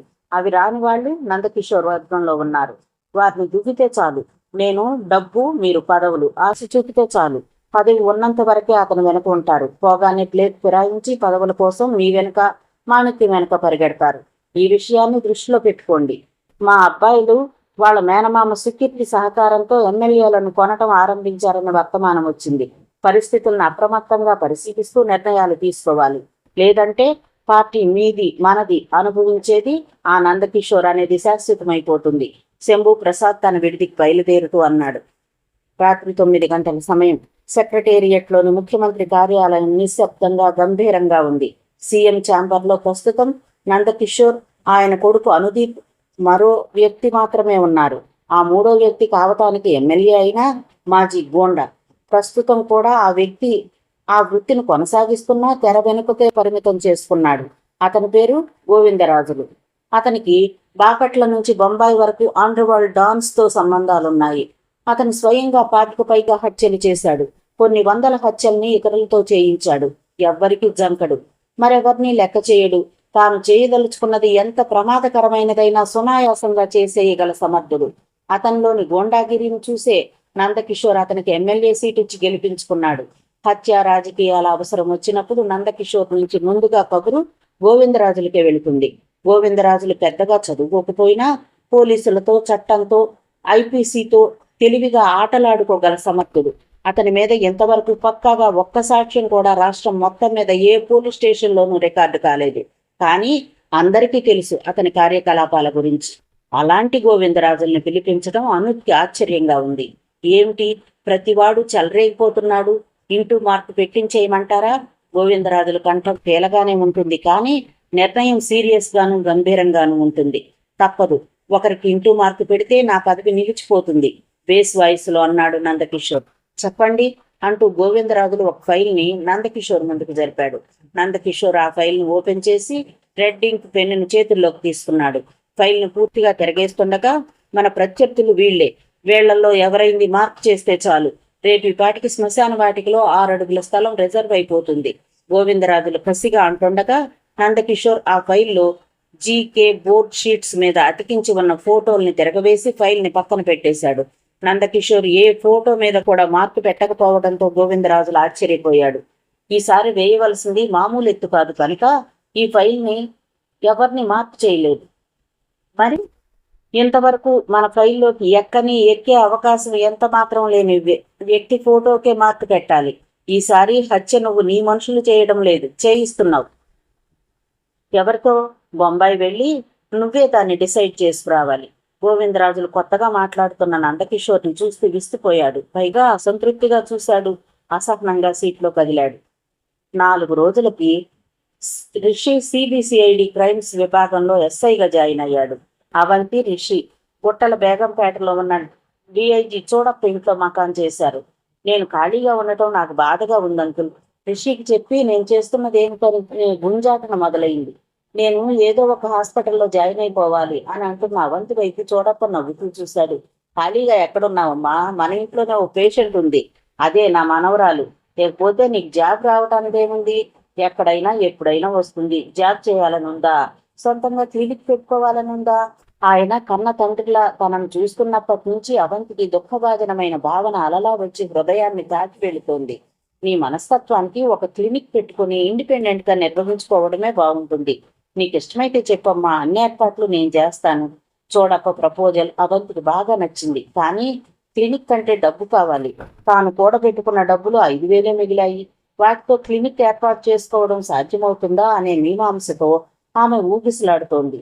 దాన్ని చూడప్ప మిసెస్ గ్రహించగలిగింది. సందేహించకమ్మా, మా ఇల్లు నీ ఇల్లు కాదా? ఇంటి ముందున్న గ్యారేజీలో క్లినిక్ పెట్టుకునేందుకు లక్షలు అవసరం లేదుగా. క్లినిక్ అవసరమయ్యే వైద్య పరికరాలు 10,000 పెడితే చాలు. ఆమె తలను నిమురుతూ అంటుంటే అవంతికి తన తల్లి గుర్తుకొచ్చి కళ్ళు చెమర్చాయి. అడగటం మర్చాను, మీ అమ్మ నాన్న ఎవరు, ఎక్కడున్నారు? అప్పుడే లోపల నుంచి వచ్చిన చూడప్ప కూతురు ప్రేమగా అడిగింది. అవంతి తల మరింతగా వంచుకుంది. వద్దులేమ్మా, వారి జ్ఞాపకాలు నిన్ను బాధిస్తే క్షమించమ్మా. ఒక అక్కలా అడిగానంతే. మా అమ్మా నాన్న నీకు మాత్రం అమ్మా నాన్న కారా? రేపే నీ క్లినిక్ ఓపెన్ చేస్తున్నాం అని అవసరమైన పరికరాలు రాసిస్తుంది. తెప్పించండి నాన్నగారు అంది చూడప్ప కూతురు. అలాగేనమ్మా, నాకు టైం అవుతుంది. అవంతిని కనుక్కుని ఫోన్ చేసి నాకు చెప్తే సాయంత్రమే నేను వచ్చేటప్పుడు తీసుకొస్తాను అంటూ చూడప్ప కారు కేసు సాగిపోయాడు. రిషి ఉదయమే ఆఫీస్కి వెళ్ళిపోయాడు. కావాలని రిషిని టాప్ సీక్రెట్ సెక్షన్ లో ఎస్ఐగా పంపించారు. పైగా రిషి నిజాయితీ, హార్డ్ వర్క్, క్రమశిక్షణ, ఇంటెలిజెన్స్ చూడప్పకు బాగా నచ్చాయి. నిజానికి డిఐజీ కేడర్ ఉన్నతాధికారి ఎదుటే నిలబడే ధైర్యం, అవకాశం ఒక మామూలు ఎస్ఐకి ఉండవు. అవంతికి రిషి మీద ఉన్న ప్రేమను చూసే తప్ప రిషిని అంత దగ్గరకు తీసుకున్నాడు. చిన్న చిన్న దొంగతనాలు, వీధి రౌడీల పోరాటాల గురించి పరిశోధించడం పెద్ద అవకాశం కాదు. హై లెవెల్లో పొలిటికల్, ఇండస్ట్రియల్ స్టాల్ వార్డ్స్ ఆడే డ్రామాల టేకప్ చేయడం క్రైమ్ బ్రాంచ్ అధికారులకు ప్రివిలేజ్. మంచి కేసు ఒకటి త్వరలోనే అప్పగిస్తాను. ప్రస్తుతానికి ప్రొసీజర్స్, నేర పరిశోధన పద్ధతుల్ని, ప్రపంచ స్థాయి కేసుల్ని స్టడీ చేసి చూడమని చెప్పడంతో ఋషి తన దృష్టిని పూర్తిగా వాటి మీద కేంద్రీకరించాడు. అతి ప్రమాదకరమైన గోవిందరాజులు తాను వెడుతున్న దోవలో తనకు అభిముఖంగా వస్తున్నట్లు రిషికి గాని చూడప్పకు గాని తెలిసే అవకాశం లేదు. మత కలహాలు పెచ్చిమీరిపోతున్నాయి. శాంతి భద్రతలు పూర్తిగా క్షీణించిపోయాయి. అమాయకులు బలైపోతున్నారు. మీ దృష్టిని అటువైపు. చీఫ్ సెక్రటరీ మాటలు పూర్తి కాకుండానే కసురుకున్నాడు నందకిషోర్. అవన్నీ నా పదవిని దక్కించుకోవడం కన్నా గొప్పవా? ఒళ్ళు కాలు ఒకటేడుస్తుంటే చుట్ట అంటించుకునేందుకు నిప్పు అడిగాడట మరొకడు. చావని అయ్య బాబు, చావని. జనాభా ఎక్కువైపోతోంది. బ్రహ్మంగారి కాలజ్ఞానం చదివావా? ఎక్కడో నార్త్ ఇండియా నుంచి వచ్చిన చీఫ్ సెక్రటరీ యోగేంద్ర సిన్హా బ్రహ్మంగారి గురించి, ఆయన రాసిన కాలజ్ఞానం గురించి తెలిసే అవకాశం ఎక్కడిది? అందుకే ఆయన బ్రహ్మంగారు ఎవరో తెలియక విస్తుపోయాడు. శత్రు దేశాల మూలంగా కాక అంతర్గత కలహాల మూలంగానే ఎక్కువగా ప్రజలు కొట్టుకు చచ్చిపోతారు. అగ్గిపెట్టెలో పట్టేంత చీరను తయారు చేస్తారు. విధవరాలు దేశాన్ని పరిపాలిస్తుంది. ఏమాత్రం చరిత్ర లేని ఒక అనామకుడు దేశాధినేత అయిపోతాడు. 35 ఏళ్ల యువకుడు దేశాధినేత అయిపోతాడు అంటూ చాలా చాలా చెప్పారు బ్రహ్మంగారు. ఆయన కంటే మనం గొప్పవాళ్ళం కాదుగా, చావనివ్వండి. నందకిషోర్ వేదాంత దూరంలో అంటుంటే యోగేంద్ర సిన్హా పడిపోయాడు.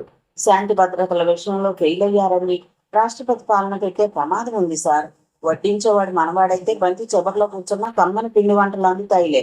కేంద్రంలో మన పార్టీ ఉన్నా, మన పార్టీ సపోర్ట్ చేసే పార్టీ ఉన్నా, కొన్ని వేల మంది వచ్చినా శాంతి భద్రతలు పూర్తిగా క్షీణించిపోయినా రాష్ట్రపతి పాలన పెట్టడం జరగదు. అది వేరే పార్టీ అధికారంలో ఉన్న రాష్ట్రంలో అయితే వీధి పోరాటాలు జరిగినా రాష్ట్రపతి పాలన పెడతారు. చెడిపోయిందయ్యా. దేశం రాజకీయ నాయకుల మూలంగా పూర్తిగా చెడగొట్టబడిందయ్యా. అది అలా ఉంచి ముందు నా పదవి సంగతి చూడు, తర్వాత మిగతావన్నీ చూడవచ్చు. మనకు పూర్తిగా సపోర్ట్ చేసే ఎమ్మెల్యేలు ప్రలోభ పడుతున్నట్లుగా తెలుస్తోంది. శంభు ప్రసాద్ డబ్బుతో మాణిక్యం పదవుల్ని ఆశ చూపి మన వాళ్ళని లాగేస్తున్నట్లుగా తెలుస్తోంది. క్షణాన ఎవరు ఎటు దూరతారో తెలియటం లేదు. కనుక మన ఎమ్మెల్యేలు మన పక్కన లేకపోయినా మనం అధికారంలో ఉండాలి. నందకిషోర్ గంభీరంగా అంటూ దీర్ఘాలోచనలో పడ్డాడు. పూర్తిగా ఓడిపోయే స్థితిలో కూడా సంపూర్ణ విజయం సాధించి పదవిని చేజెక్కించుకోవాలి అనుకుంటున్న నందకిషోర్ను చూసి యోగేంద్ర సిన్హా భయంతో వణికిపోయాడు. భారతదేశ రాజకీయ నాయకులు ఎలాంటి వాళ్ళో తెలుసా? రోమ్ తగలబడిపోతుంటే ఫిడేల్ వాయించుకునే నీరో చక్రవర్తి లాంటి వాళ్ళు. మీరెందుకండి ఊరికే వర్రీ అయిపోతారు? రోడ్లు బాగా లేకపోతే మెర్సిడైజ్లో తిరుగుతారు మనవాళ్ళు. వరదలొచ్చి దేశం కొట్టుకుపోతుంటే హెలికాప్టర్లో పర్యటిస్తారు. మత కలహాలు వచ్చి మనుష్య జాతి మసైపోతుంటే పోలీస్ రక్షణలో ఆ ప్రాంతాలకు వెళ్లి పరామర్శించొస్తారు. మీ పదవి మీకుండాలంటే మా నందకిషోర్జీ పదవి దక్కటం గురించి ఆలోచించండి. గోపీనాథం సర్కాస్టిక్గా అన్నాడు. అదే నాకు అనూహ్యంగా ఉంది. ఎప్పట్లా కాక ఈసారి మన గ్రూప్లో ఎమ్మెల్యేలు ఊగిసలాడుతున్నారు. వారిని ఆపటం వృధా ప్రయాసే అవుతుంది. ఒకవేళ మన వాళ్ళు కూడా మాణిక్యాన్ని సపోర్ట్ చేస్తే ఏంటి మన స్థితి అన్నది అర్థం అవడం లేదు. యోగేంద్ర సిన్హాకేమీ పాలుపోవడం లేదు. మరి కాసేపు ఆ ఛాంబర్లో నిశ్శబ్దం చోటు చేసుకుంది. గోవిందరాజులు బొంబాయి వెళ్ళాడా? నందకిషోర్ ప్రశ్నించాడు బేస్ వాయిస్లో. మార్నింగ్ ఫ్లైట్కి వెళ్ళిపోయాడు. ఏ క్షణానైనా మనకు ఫోన్ చేయవచ్చు. గోపీనాథం సమాధానం ఇచ్చాడు. ఈ రోజు ఎవరైనా ఢిల్లీ వెళ్ళారా? ఢిల్లీ నుంచి ఎవరైనా వచ్చారా? లేదు. అసలేం జరుగుతుందో తెలియడం లేదు. ఈసారి అంతా గుంభనంగా జరిగిపోతోంది. గోపీనాథం నీరసంగా అన్నాడు. శంభు ప్రసాద్ కొడుకులు మురారి ప్రసాద్, అను ప్రసాద్, బావమరిది సుకీర్తి లక్షలకు లక్షలు మాణిక్యం క్యాంపుకు చేరవేస్తున్నారట. అనూప్ వారి మీద తమకు వస్తున్న కోపాన్ని వ్యక్తం చేస్తూ అన్నాడు. సుకీర్తి ఎలాంటి వాడు? నందకిషోర్ సడన్ గా అడిగాడు. సుకీర్తి స్వయాన శంభు ప్రసాద్ బావమరిది. గోపీనాథం ఇంకేదో చెప్పబోతుండగా నందకిషోర్ అందుకున్నాడు. సుకీర్తికి 2 ఆడపిల్లలున్నారు. వాళ్ళకి పెళ్లిడొచ్చింది. సుకీర్తి తన కూతుర్లకు పెళ్లి చేయాలంటే చాలా డబ్బు కావాలి. అది తన దగ్గర లేదు. సుకీర్తి తన కూతుర్లను శంభు ప్రసాద్ కొడుకులకు చేయాలని ఉంది. కానీ అడిగే ధైర్యం లేక ఆగిపోయాడు. సుకీర్తి విశ్వాసానికి గాను నెలకు 25,000 ఇస్తున్నాడు శంభు ప్రసాద్. అవి సరిపోతాయా? సరిపోకపోవచ్చు. అవసరాలు విశ్వసనీయత మధ్య సుకీర్తి నలిగిపోతున్నాడు. శంభు ప్రసాద్ శిబిరంలో అతి ముఖ్యమైన వాడు సుకీర్తి. అవునా? ముగ్గురు నందకిషోర్ నెట్వర్క్ కి ముందు చూపుకి దిగ్భ్రాంతి చెందారు. అవునవును. అయితే గోపీనాథం నందకిషోర్ స్ట్రాటజీ ఏమిటో అర్థం కాక పిచ్చెక్కిపోతూ అడిగాడు. తలూపాడు తప్ప నందకిషోర్ ఏం మాట్లాడలేదు. కొద్ది నిమిషాల నిశ్శబ్దం తర్వాత అక్కడున్న ఫోన్ రింగ్ అయింది. అన్ని వైపుల నుంచి ఉపద్రాలు కమ్ముకు రావాలి కనుక మీరు మంత్రి పదవికి రాజీనామా చెయ్యాలి. మొరహరి బ్లాక్ అండ్ వైట్ విస్కీని పెగ్లోకి వంపుతూ అన్నాడు. తెలివి కలవాళ్లు పరిస్థితిని ముందుగానే అంచనా వేసి రాజీనామా చేస్తారు. పదవిలోకి ఎక్కబోయే నాయకుడి అభిమానాన్ని ఆ తరువాత తిరిగి మంత్రి పదవిని పొందుతారు. ఇది మన దేశపు సీనియర్ రాజకీయ నాయకులు ఎన్నోసార్లు రుజువు చేసిన నగ్న సత్యం. ఇప్పుడున్న ముఖ్యమంత్రి ఎలాగూ శంకరగిరి మాన్యాలు పట్టక తప్పదని తెలిసినప్పుడు తప్పును ప్లేట్ ఫిరాయించాలి. మరో 1-2 నెలల్లో పదవిలో ఉండే ముఖ్యమంత్రిని కానీ ప్రధానమంత్రిని కానీ గుడ్డి విశ్వాసంతో సపోర్ట్ చేసి పదవి పోగొట్టుకునే బదులు 2 నెలలు పదవిని త్యాగం చేయగలిగితే శాశ్వతంగా తిరిగి మంత్రి పదవి దక్కుతుందని గతంలో ఎంతమంది రుజువు చేయలేదు. ఇంకొంతమంది అయితే ఓడిపోయి తన పార్టీని వదిలి రాబోయే ఎలక్షన్స్లో గెలవబోయే పార్టీలో చేరి భవిష్యత్ పదవికి బేరం పెడతారు. మనకేమన్నా మన నాయకులు పెద్దవాళ్ళు నీతులు నేర్పుతున్నారా? నేర్పేవి ఏవైనా నేర్చుకునే కదా పైకి రావాలి. విలువలు ఎక్కడున్నాయి? బాగా ఆలోచించుకో. నందకిషోర్ దింపటం ఖాయం. మాణిక్యం గారు చీఫ్ మినిస్టర్ కావడం అంతకంటే ఖాయం. మహా అయితే 4-5 వారాల కంటే నందకిషోర్ పదవిలో ఉండడు. మాణిక్యం గారు ముఖ్యమంత్రి అయితే మిగతా 3.5 ఏళ్లు పదవిలో ఉంటారు. మీకు 5-6 వారాలు కంటిన్యూస్గా కొనసాగాలని ఉందా? 5-6 వారాలు పదవిని వదులుకుని 3.5 ఏళ్లు క్యాబినెట్ ర్యాంకులో సెటిల్ అవ్వాలని ఉందా? మారప్ప మెస్మరైజ్ చేశాడు. ఆ మంత్రి ఆలోచనల్లో పడ్డాడు. క్యాబినెట్ ర్యాంక్ మినిస్టర్ రాజీనామా అన్నది చిన్న విషయం కాదు. స్టేట్లో సెంట్రల్లో కలకలం రేపుతుంది. కర్నూలు చావుకి 66 శాపాలని. ఒక్కసారి కష్టాలు రావాలి. సీఎం అధిష్టాన వర్గం కదిలిపోవాలి, బెదిరిపోవాలి. మీకు అవసరాలుంటాయి. మీ వెనుక ఉన్న మీ జిల్లా ఎమ్మెల్యేలకు అవసరాలుంటాయి. అందుకే 10 లక్షలు సిద్ధం చేశాం. ఇంకా కావాలంటే చెప్పండి. ఇక మీరేం ఆలోచించకండి. మొరహరి టిక్కా కబాబ్ అందిస్తూ అన్నాడు. ఇక్కడ ఇలా జరుగుతుండగా మరో చోట మాణిక్యం 15 మన వైపుకు రాబోతున్నారని మురారి ప్రసాద్ సుకీర్తితో అంటున్నారు. జుహూతారాబాద్ శాంతాక్రూజ్లో ఒక వ్యక్తిని కలుపుకొని గోవిందరాజులు కారెక్కాడు. అది వెండి బజార్ కేసి శరవేగంతో దూసుకుపోసాగింది. ఈసారి నందకిషోర్కి దిగక తప్పదేమో రాజులు. శాంతాక్రూజ్లో కారెక్కిన వ్యక్తి గోవిందరాజులతో అన్నాడు. పరిస్థితులు అలాగే ముంచుకొస్తున్నాయి, కానీ ఆయన స్ట్రాటజీ ఏమిటో అర్థం కావడం లేదు. ఏమాత్రం భయం లేకుండా నిమ్మకు నీరెత్తినట్లుగా ఉన్నారు. అటు ఢిల్లీ వెళ్లి వారిని నెమ్మదింపజేయుడు, ఇటు హైదరాబాద్లో ఉండి ఎమ్మెల్యేలను కూడగట్టడు. ఆయన ధైర్యం ఏమిటో నాకే కాదు ఎవరికీ అర్థం కావడం లేదు. గోవిందరాజులు బయటకు చూస్తూ అన్నాడు. కారు మరింత వేగాన్ని పుంజుకుంది. నందకిషోర్లో ఎలాంటి కదలికలు లేకపోవటం, పై ఎత్తులు వేస్తున్నట్లు కనిపించకపోవడంతో మంత్రివర్గంలోని సభ్యులు సెకండ్ థాట్లో పడిపోయారు. అవసరమైతే మాణిక్యం వైపు దూకేందుకు మానసికంగా సిద్ధం కాసాగారు. ఆ విషయము నందకిషోర్ చెవిన పడింది. అయినా చెక్కు చెదరలేదు. ఒక్క చిరునవ్వు నవ్వి ఊరుకున్నాడు. నందకిషోర్ గుండె నిబ్బరానికి ప్రతి ఒక్కరూ అబ్బురపడుతున్నారు. అధిష్టాన వర్గ కార్యాలయంలో నందకిషోర్కి వ్యతిరేకంగా ఫైల్ తయారు కాసాగింది. శంభు ప్రసాద్ ఢిల్లీ నుంచి హైదరాబాద్ తిరిగి వచ్చాడు. మాణిక్యం బలం మరింత పెరిగిపోయింది. అవంతి క్లినిక్ ఓపెన్ అయింది. చుట్టుపక్కల నగర సరిహద్దు గ్రామాల నుంచి పేషెంట్స్ అవంతి దగ్గరకు రావడం ఆరంభమైంది. రిషి ఆ రోజు అనుకోకుండా పహడీ షరీఫ్ ప్రాంతానికి వెళ్ళాడు. ఒక కేసు నిమిత్తమై క్రైమ్ బ్రాంచ్ డిఎస్పీ ఆ ప్రాంతానికి వెళుతుంటే కావాలనే చూడప్ప రిషిని వెళ్లమని పంపించాడు. అప్పుడు సమయం రాత్రి 11 గంటలు. రోడ్డు వార నిశీది నిశ్శబ్దంలో 2 గంటలు కాశాక డిఎస్పీ ఆశించిన వ్యక్తి ఒక ఇంట్లో నుంచి బయటకు వచ్చి రోడ్డెక్కాడు. అతను గోవిందరాజులు కుడి భుజం షాన్వాజ్. అతన్ని చూస్తూనే క్రైమ్ బ్రాంచ్ డిఎస్పీ రుకుటి ముడిపడింది. అతను చాలా డేంజరస్. పేరు షానావాజ్. గోవిందరాజులకి కుడి భుజం. ప్రస్తుతానికి వీటితో మనకు పని లేదు, బట్ వీడిని దృష్టిలో పెట్టుకో. సంబంధించిన ఫైల్ ఒకటి మన కాన్ఫిడెన్షియల్ సెక్షన్లో ఉంది, తీసుకొని స్టడీ చేయి, నీకు చాలా విషయాలు తెలుస్తాయి అన్నాడు డిఎస్పీ ఆ వ్యక్తి కేసు చూస్తూ. మీరు ఇతని కోసమే కదా వచ్చింది, మరి ప్రస్తుతానికి వీడితో పని లేదంటున్నారేంటి? రిషి విస్మయపడుతూ అడిగాడు. వీడు అసలు సిటీలో ఉన్నాడా లేక వేరే ప్రాంతానికి వెళ్ళాడా అనేది తెలుసుకునేందుకే మనం వచ్చింది. వీడు 2-3 రోజులు కనిపించకపోతే ప్రమాదకరమైన పథకానికి ఊపిరి పోస్తున్నట్లుగా అర్థం చేసుకోవాలి, మెల్లగా అన్నాడు డిఎస్పీ. వాళ్ళిద్దరూ ఇప్పుడు శ్రీశైలం రోడ్డుకు వారగా ఉన్న ఒక ముళ్ల పొదల పక్కన చీకట్లో ఉన్నారు. వాళ్ళు రోడ్డు మీదకి ఉన్న వారికి కనిపించే అవకాశం లేదు, కానీ వీరికి రోడ్డు మీద సంచరించే వారు స్పష్టంగా కనిపించే అవకాశం ఉంది. షాన్వాజ్ ఓ బడ్డీ కొట్టు దగ్గర ఆగి ఏదో తీసుకుని ఆ పక్కనే ఉన్న ఇరానీ కేఫ్లోకి ప్రవేశించాడు. వీడికి ఒక గర్ల్ ఫ్రెండ్ ఉంది. కాస్త ఖాళీ దొరికితే ఆ ప్రాంతానికి వస్తాడు. వీడిలో వాంఛ అధికం. ఒక పని నీ నెత్తి మీద పెట్టుకున్నప్పుడు ఎంత విగరస్గా పనిచేస్తాడో, ఖాళీ దొరికితే సెక్సువల్గా అంతగా విజృంభిస్తాడు. ఒక్కోసారి ఆమె ఇంట్లోకి వెళ్ళి 2 రోజుల దాకా బయటకు రాడు. సెక్స్ మానియర్. వీడు ఇక్కడే తిరిగాడుతున్నాడు కనుక పెద్దగా అనుమానించక్కర్లేదు. క్రైమ్ బ్రాంచ్ కదలికలు ఇలాంటి వారిని బట్టే నిర్ణయింపబడుతూ ఉంటాయి. లా అండ్ ఆర్డర్ డిపార్ట్మెంట్కి ఉన్నంత మంది ఇన్ఫార్మర్స్ మన బ్రాంచ్కి ఉండరు. ఎవరైతే చాప కింద నీరులా పాకుతుంటారో వారి మూలంగానే మనకు పని. వీరికి బొంబాయి అండర్వరల్డ్ డామ్స్తో మంచి సంబంధాలున్నాయి. ఈ మధ్య రాజకీయాలు పరమ నీచమైన స్థాయికి చేరుకున్నాయి. అధికారంలో ఉన్న పార్టీని దించేందుకు ప్రతిపక్ష పార్టీ 50 లక్షలు ఖర్చు పెట్టి రౌడీల్ని గోండాల్ని రంగంలోకి దింపితే సరి, వాళ్ళ పిల్లల్ని వృద్ధుల్ని హతమార్చి ఆస్తుల్ని తగలబెట్టేస్తారు. దాంతో అధికారంలో ఉన్న పార్టీ అసమర్థత మూలంగానే ప్రజలు ధన మాన ప్రాణాలు హరించుకుపోతున్నాయని, శాంతి భద్రతలు క్షీణించుకుపోతున్నాయని అరిచి అల్లరి చేసేందుకు అవకాశం ఉంటుంది. అధికారంలోంచి దింపేందుకు పరిస్థితులు సానుకూలపడతాయి. మరీ నికృష్టమైన స్థాయి ఏమిటో తెలుసా? అధికార పార్టీలోని ముఖ్యమంత్రి పదవులు రాక కొందరు అల్లాడిపోతుంటారు. వాళ్ళ ముందు ముఖ్యమంత్రి మీద ఒత్తిడి తెస్తారు. పని జరగకపోతే అధిష్టాన వర్గం మీద విరుచుకు పడిపోతారు. అక్కడికి మంత్రి పదవులు రాకపోతే ₹1,00,00,000 పోగు చేసి కిరాయి గొండాలను దింపుతారు. వాళ్ళు దానివల్ల అమాయక ప్రజలను బలి తీసుకుంటారు.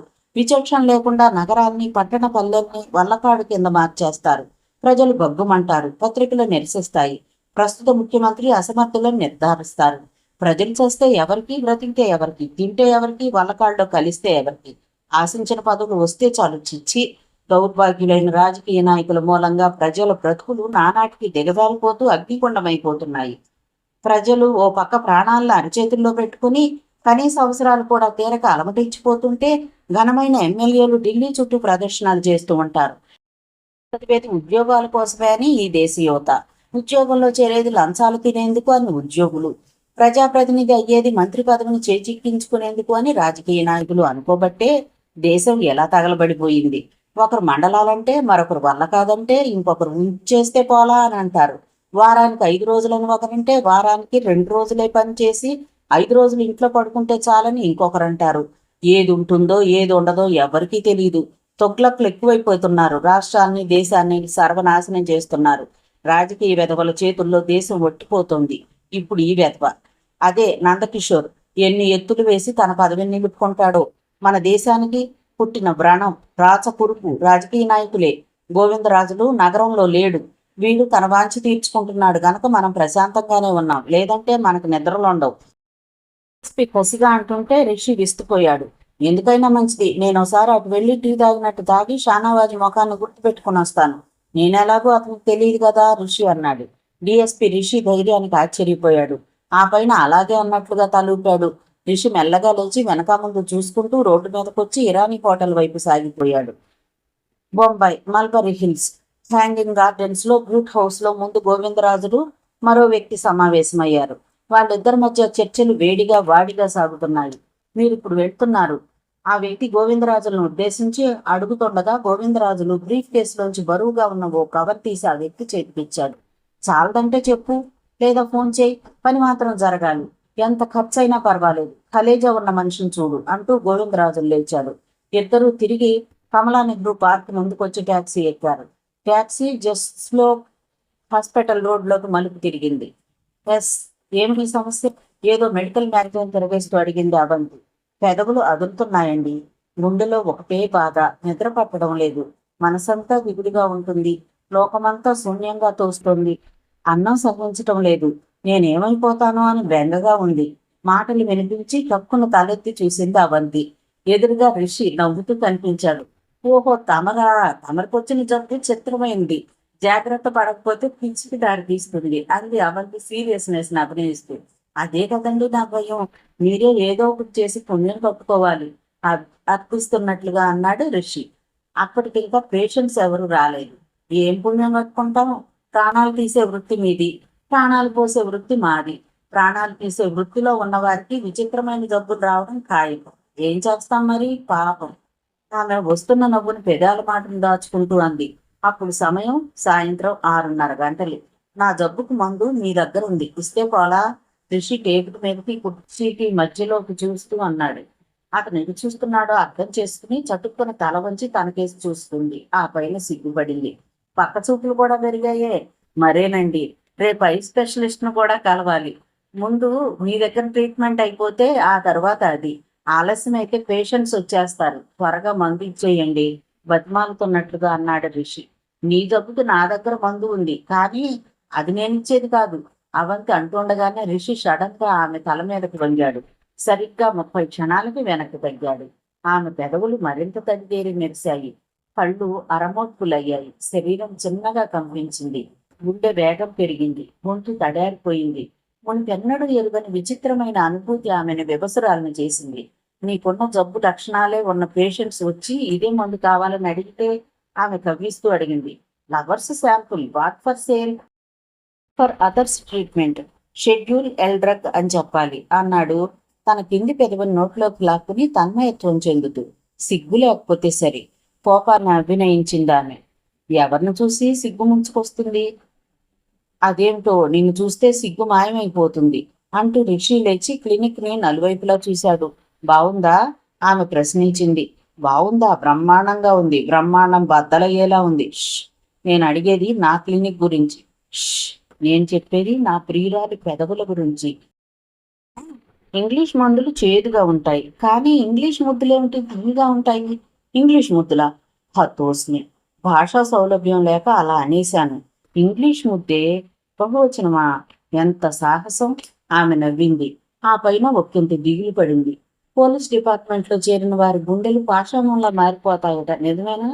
పోలీస్ డిపార్ట్మెంటే కాదు, రాజకీయాల్లో చేరిన వారి గుండె కూడా. రిషి క్యాజువల్ గా అన్నా అవంతి ఉలిక్కి పడింది. ఇలా రా, కూర్చో. రాజకీయాలంటున్నావేమిటి? అవంతి అనుమానంగా అడిగింది. ఏం లేదు నందకిషోర్, అదే ముఖ్యమంత్రికి పదవీ ఖండం పొంచి ఉంది. దాన్ని దక్కించుకునేందుకు ప్రమాదకరమైన ఎత్తుల్ని వేయబోతున్నాడట. అదేమిటో తెలియక మా డిపార్ట్మెంట్ ప్రాణాలను అరచేతిలో పెట్టుకుని బిక్కుబిక్కుమంటోంది. ఆమె ఏమీ మాట్లాడలేదు. కొద్ది క్షణాల నిశ్శబ్దం అలుంటుంది. కళ్ళేమిటి అలా ఎర్రగా మండిపోతున్నాయి? నిద్రపోలేదా? అవును, రాత్రి ఎన్నింటికి వచ్చావు ఇంటికి? ఐ డ్రాప్ బాటిల్ తీసుకుంటూ అడిగింది. లేని వాళ్ళు పదవుల కోసం, ఉన్నవాళ్ళు వాటిని దక్కించుకోవడం కోసం. ఎంత సాహసానికైనా మరెంత దారుణానికైనా తెగిస్తారు.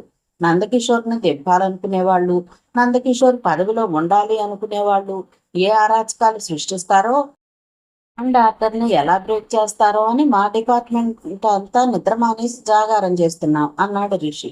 బెడ్ మీద పడుకో అంది అవంతి లేస్తూ. ఆమెలో అప్పటికే కల్లోలం చెలరేగింది. ఎవరి నుంచి అయితే తాను దూరంగా ఉండాలనుకుంటోందో, వేటి నుంచి అయితే పారిపోవాలనుకుంటోందో ఆ వ్యక్తే వాటికే దగ్గరవుతున్నాడేమో. కాదనుకున్న కన్న తండ్రి, అసహించుకున్న రాజకీయాలు తిరిగి రిషి ద్వారా దగ్గరవుతున్నాయా? భయంతో ఒక్క క్షణం భయపడింది. ఛీ, ఇక్కడ బాగోదు, పేషెంట్స్ వస్తే చూస్తే బాగుంటుందా? చిలిపిగా కన్ను గీటుతూ అన్నాడు అతను. ఏంటి బాగాలేంది అంది ఆశ్చర్యపోతూ అవంతి. అదే ఇక్కడ పడుకో అన్నావుగా. రిషి మాటలు పూర్తి అవుతూనే అతని భుజాన్ని మెలిపెట్టింది. బొత్తిగా సిగ్గు లేకుండా పోయింది అంది బాటిల్ మూత తెరుస్తూ. అదే నేను ఆశ్చర్యపోతున్నాను. నువ్వేమిటి రెచ్చిపోయి ఇలా అంటమేమిటి? నా మీద ఎంత ప్రేమ ఉంటే మటుకు, ఎంత కోరుకుంటే మాత్రం చంపేస్తాను, కళ్ళల్లో డ్రాప్స్ వేస్తాను. నాదే బుద్ధి తక్కువ, పడుకో అని అనవసరంగా అన్నాను. కూర్చొని తల వెనక్కి వంచు అంది అవంతి అతని చిలిపితనానికి మురిసిపోతూ. దూరంగా ఉండి డ్రాప్స్ వేసే బదులు కళ్ళల్లో కళ్ళు పెట్టి చూస్తే ఎరుపు చీర అదే తగ్గిపోతుంది. ఎంత దగ్గరగా అంటే నా కనురెప్పలు నీ కనురెప్పలు టచ్ అవ్వాలి. ఆ సందర్భంలో ఏ వచ్చినా లెక్క చేయకూడదు. జబ్బు తగ్గటం ముఖ్యం కదా అంటూ రిషి కుర్చీలో కూర్చున్నాడు. వేషాలు వేయొద్దు అంటూ అవంతి బాటిల్ క్యాప్ తీసి అతనికి దగ్గరగా వచ్చింది. రిషి దగ్గరగా ఉన్న అవంతిని రెండు చేతుల్ని ఆమె వెనక్కి వేసి మరింత దగ్గరగా తీసుకున్నాడు. ఈ చేష్టలకేం తక్కువ లేదు అంటూ అతని కళ్ళల్లో డ్రాప్స్ వేసింది అవంతి. సీఎం ఏం చేయబోతున్నారు? ఎలా తన పదవిని దక్కించుకుంటారు? అవంతి తన కంఠంలో పెద్ద ఆసక్తిని కనపరచకుండానే అడిగింది. అదే ఎవరికీ అంతుపట్టడం లేదు, చూడాలి. ఈ వారంలో ఆయన ఆదుకునే సంఘటన ఏదో జరగవచ్చని అందరి ఊహ అన్నాడు అతను కళ్ళు మూసుకుని. నందకిషోర్జీ దిగిపోతేనే బావుండు అంది అవంతి రిషి చేతుల్ని తప్పించుకుని వెళ్ళు సీట్లో కూర్చుంటూ. కళ్ళు తెరవనా? అందాల రాశిని ఎదురుగా పెట్టుకుని ఇలా కళ్ళు మూసి కూర్చోవటం ఎంత దురదృష్టమో తెలుసా అంటూ స్టూల్ మీద నుంచి లేచి గుడ్డివాడిలా చేతుల్ని ఆసరా కోసం అటు ఇటు కదిలిస్తుండగా, వేషాలేకు, నువ్వేం చేయాలనుకుంటున్నావో నాకు తెలుసు, బుద్ధిగా కూర్చుని కాసేపు ఆగి కళ్ళు తెరువు అంది అవంతి. నిట్టూరుస్తూ కూర్చున్నాడు అతను. ఒక వారం గడిచిపోయింది. ఏం జరుగుతుందో ఏం జరగబోతుందో ఎవరికీ తెలియకుండానే వారం గడిచిపోయింది. 8వ రోజు రాత్రి 12 గంటలకు రిషి పహాడీ షరీఫ్లో సిటీ బస్ దిగాడు. కొత్తగా ఉద్యోగంలో చేరిన వాళ్ళు అపరిమితమైన ఆత్మవిశ్వాసంతో తమ విధుల్ని ఖచ్చితంగా నెరవేర్చాలనే ఆశిస్తూ ఉంటారు. రూల్స్ని అతిక్రమించడానికి ససేమిరా ఇష్టపడరు. భవిష్యత్తులో బాగా తినాలని అనుకునే వాళ్ళు కూడా కావలసినంత టైం ఉంది, సర్వీస్ ఉంది కదా అని మొదట్లో సిన్సియర్గా ఉండేందుకు ప్రయత్నిస్తూ ఉంటారు. ఎప్పటికీ సిన్సియర్గా ఉండాలనుకునే వాళ్ళు ఎలాగూ స్ట్రిక్ట్గానే ఉంటారు. ఈ రెండు గోవలకు చెందినవాడు కాదు రిషి. తాను తీసుకునే జీతానికి న్యాయం చేయాలనుకుంటాడు, ఫలితాన్ని సాధించాలి అనుకుంటాడు. తద్వారా ప్రొఫెషనల్ సాటిస్ఫాక్షన్ పొందాలని భావిస్తూ ఉంటాడు. రిషి రోజు అన్ని దినపత్రికలను చదవటమే కాదు, ప్రతి విషయంపై తను ఒక అవగాహనకు వస్తాడు. కరెక్ట్ అసెస్మెంట్ చేసుకుంటాడు. ముఖ్యంగా నందకిషోర్ ప్రవర్తనపై రిషి బాగా స్టడీ చేస్తాడు. పాత పేపర్స్ అన్నీ తన దగ్గర పెట్టుకుని నందకిషోర్ పదవి రాకముంచి అతని ప్రవర్తన, స్ట్రాటజీ, జీవన విధానం, ఆశలు, ప్రత్యర్థులను మట్టి గర్పించే విధానాల గురించి బాగా స్టడీ చేస్తాడు. ఇటు ఎమ్మెల్యేలను ప్రలోభ పెట్టడమూ లేదు, బుజ్జగించటమూ లేదు. అటు అధిష్టాన వర్గాన్ని చేరదీయటం లేదు. నిమ్మకు నీరెత్తినట్లుగా ఉంటున్నాడు. మరోపక్క మాణిక్యం, శంభు ప్రసాద్ సహకారంతో ప్రతి ఎమ్మెల్యేకి 5 లక్షలు, ఒక మారుతి కారు ఇచ్చేస్తున్నాడు. ఏ విధంగా చూసినా మొగ్గు మాణిక్యం వైపే ఉంది. అయినా నందకిషోర్ పదవిలోంచి దిగేందుకు ఇష్టపడ్డాడు. మరెలా తన పదవిని కాపాడుకుంటాడు? ఈ అనుమానం దగ్గరే ఆగి ఆలోచించడం మొదలుపెట్టాడు రిషి. తను ఏదో సాధించాలి, అందరి ప్రశంసలు పొందాలి, వృత్తిపరమైన సంతృప్తిని సొంతం చేసుకోవాలి. అంటే తను చిల్లర దొంగల్ని, గూండాగిరిని శోధిస్తే చాలదు, పెద్ద తిమింగలాలనే పట్టాలి. ఈ ఆలోచనలు వచ్చాక డిపార్ట్మెంట్కి తెలియకుండా తన ప్రయత్నాలు తాను చేయటం ప్రారంభించాడు. అందులోని భాగంగానే పహాడీ షరీఫ్ సెంటర్లో దిగాడు. మామూలుగా చూస్తే చాప కింద నీరులా అవసరమైన చోటుకి చేరుకునే అండర్ వరల్డ్ డాన్స్ మూమెంట్స్ కనిపించవు. ఎక్కడో ఎప్పుడో ఓ చోట చాపని కొద్దిగా కదిలించి చూడాలి. అంటే షానావాజ్ మీద నిఘా వేస్తే ప్రయోజనం ఉండవచ్చు. ఉండకపోనవచ్చు. అయినా ప్రయత్నించక తప్పదు. నేటి రాజకీయ భూకంపాలకు గోండాలే మేటలుగా ఉపయోగపడుతున్నారు. అప్పుడు సమయం అర్ధరాత్రి దాటి అరగంట అయింది.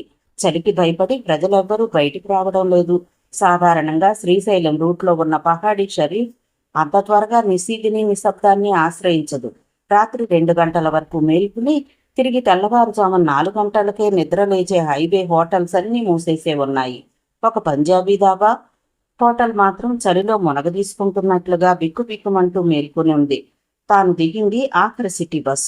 తిరిగి ఉదయం 5 గంటల వరకు నగరంలోకి ఏ బస్సు వెళ్లదు, ఏ బస్సు రాదు. మఫ్లర్ తీసి తలకు గట్టిగా చుట్టుకుని చీకట్లో చిన్నగా షానాబాజు విశ్రాంతి గృహం వైపు నడక సాగించాడు రిషి. మైఖేల్ రాజుది విశాలవంతమైన గెస్ట్ హౌస్. చుట్టూ చీకటి, లోతైన నిశ్శబ్దం. లోపల మాత్రం మధ్య హాల్లో నందకిషోర్, మైఖేల్ రాజు, గోవిందరాజులు సమావేశమై ఉన్నారు.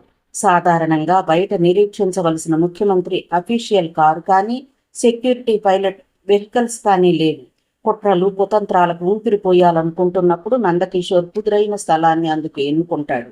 అప్పుడు ప్రోటోకాల్ని వదిలేసి ఏ మిత్రుడి కారులోనో వెనక సీట్లో ఒదిగిపోయి కూలింగ్ గ్లాసెస్ని పూర్తిగా పైకి లేపి రహస్య స్థలానికి వెళ్ళిపోతాడు. అలాంటి సందర్భాల్లో నందకిషోర్ ఎక్కడికి వెళ్ళింది, ఎందుకు వెళ్ళింది, ఎప్పుడు వచ్చేది ఎవరికి అంతుపట్టదు. అదే భవంతిలో వేరే హాల్లో గోపీనాథం, యోగేంద్ర సిన్హా ఉన్నారు. అన్ని ఏర్పాట్లు పగడ్బందీగా పూర్తయ్యాయా? నందకిషోర్ రెండో రౌండ్లోకి వెళుతూ అడిగాడు. బ్రహ్మాండంగా పూర్తయ్యాయి. కదలిక మొదలైంది. బాంబు ఎప్పుడు బద్దలవుతుందనే దానికోసమే మనం ఎదురు చూడాలి. ఇంతకీ అధిష్టాన వర్గ సమాలోచనలు ఎలా ఉన్నాయి? గోవిందరాజుల మీసాలను నిమురుకుంటూ అడిగాడు. నన్ను తీసేయాలనే స్థిరమైన నిర్ణయానికి వచ్చారు. ఎమ్మెల్యేలంతా ఏకగ్రీవంగా మాణిక్యానికి సపోర్ట్ చేస్తే వారికి ఆక్షేపణ ఉండదని ఇంతకాలం ఆగారు. ఆ పని పూర్తయిందని మాణిక్యాను అధిష్టాన వర్గానికి తెలియజేయగానే దూతలు దిగిపోతారు, పావులు కదిలిపోతాయి. ఆ వైపు మనకే సపోర్ట్ లేదు. ఆశ వదులుకోవటం బెటర్, నందకిషోర్ గంభీరంగా అన్నాడు. మైఖేల్ రాజు మనస్సు ఎక్కడలేదు. అందుకే మౌనంగా ఉండిపోయాడు.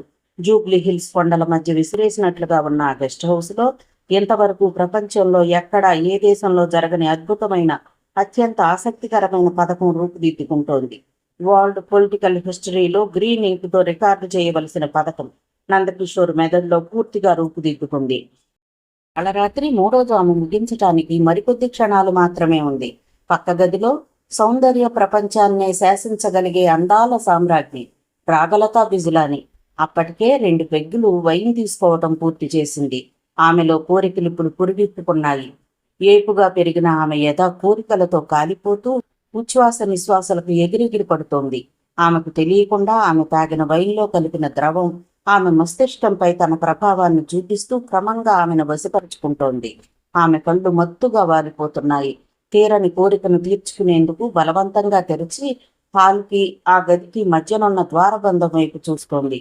ఆమె ముందు నందకిషోర్ మనిషి ద్వారా వచ్చిన ప్రపోజల్కి అయిష్టతనే చూపింది. కానీ ప్రపంచంలో ధృవతారలా వెలగాలనే ఆశతో ఆమె అప్పటికే కొన్ని మైలురాళ్లను దాటివేసింది. అందుకే ఆమె ప్రాక్టికల్గా ఆలోచించింది. తన పరువాల కోసం అత్యున్నత పదవిలో ఉన్న అతి ముఖ్యమైన వ్యక్తి దాసోహం కాబోవటంతో ఆమెలో అహం సంతృప్తి పడింది. ఆ పైన మెటీరియలిస్ట్గా ఆలోచించి తనతో వచ్చిన వ్యక్తితో బయలుదేరింది. మైసూర్ మహారాజు లలిత అనే మద్రాసు అందగత్తె కోసం పరితపించి పరుగులు పెట్టాడట 18వ శతాబ్దంలో. లలిత మాజీ నటి వైజయంతి మాలకి అమ్మమ్మ అవుతుంది. కొన్నాళ్లు వెగదీసుకున్నా ఆమె చివరికి లొంగిపోయిందట.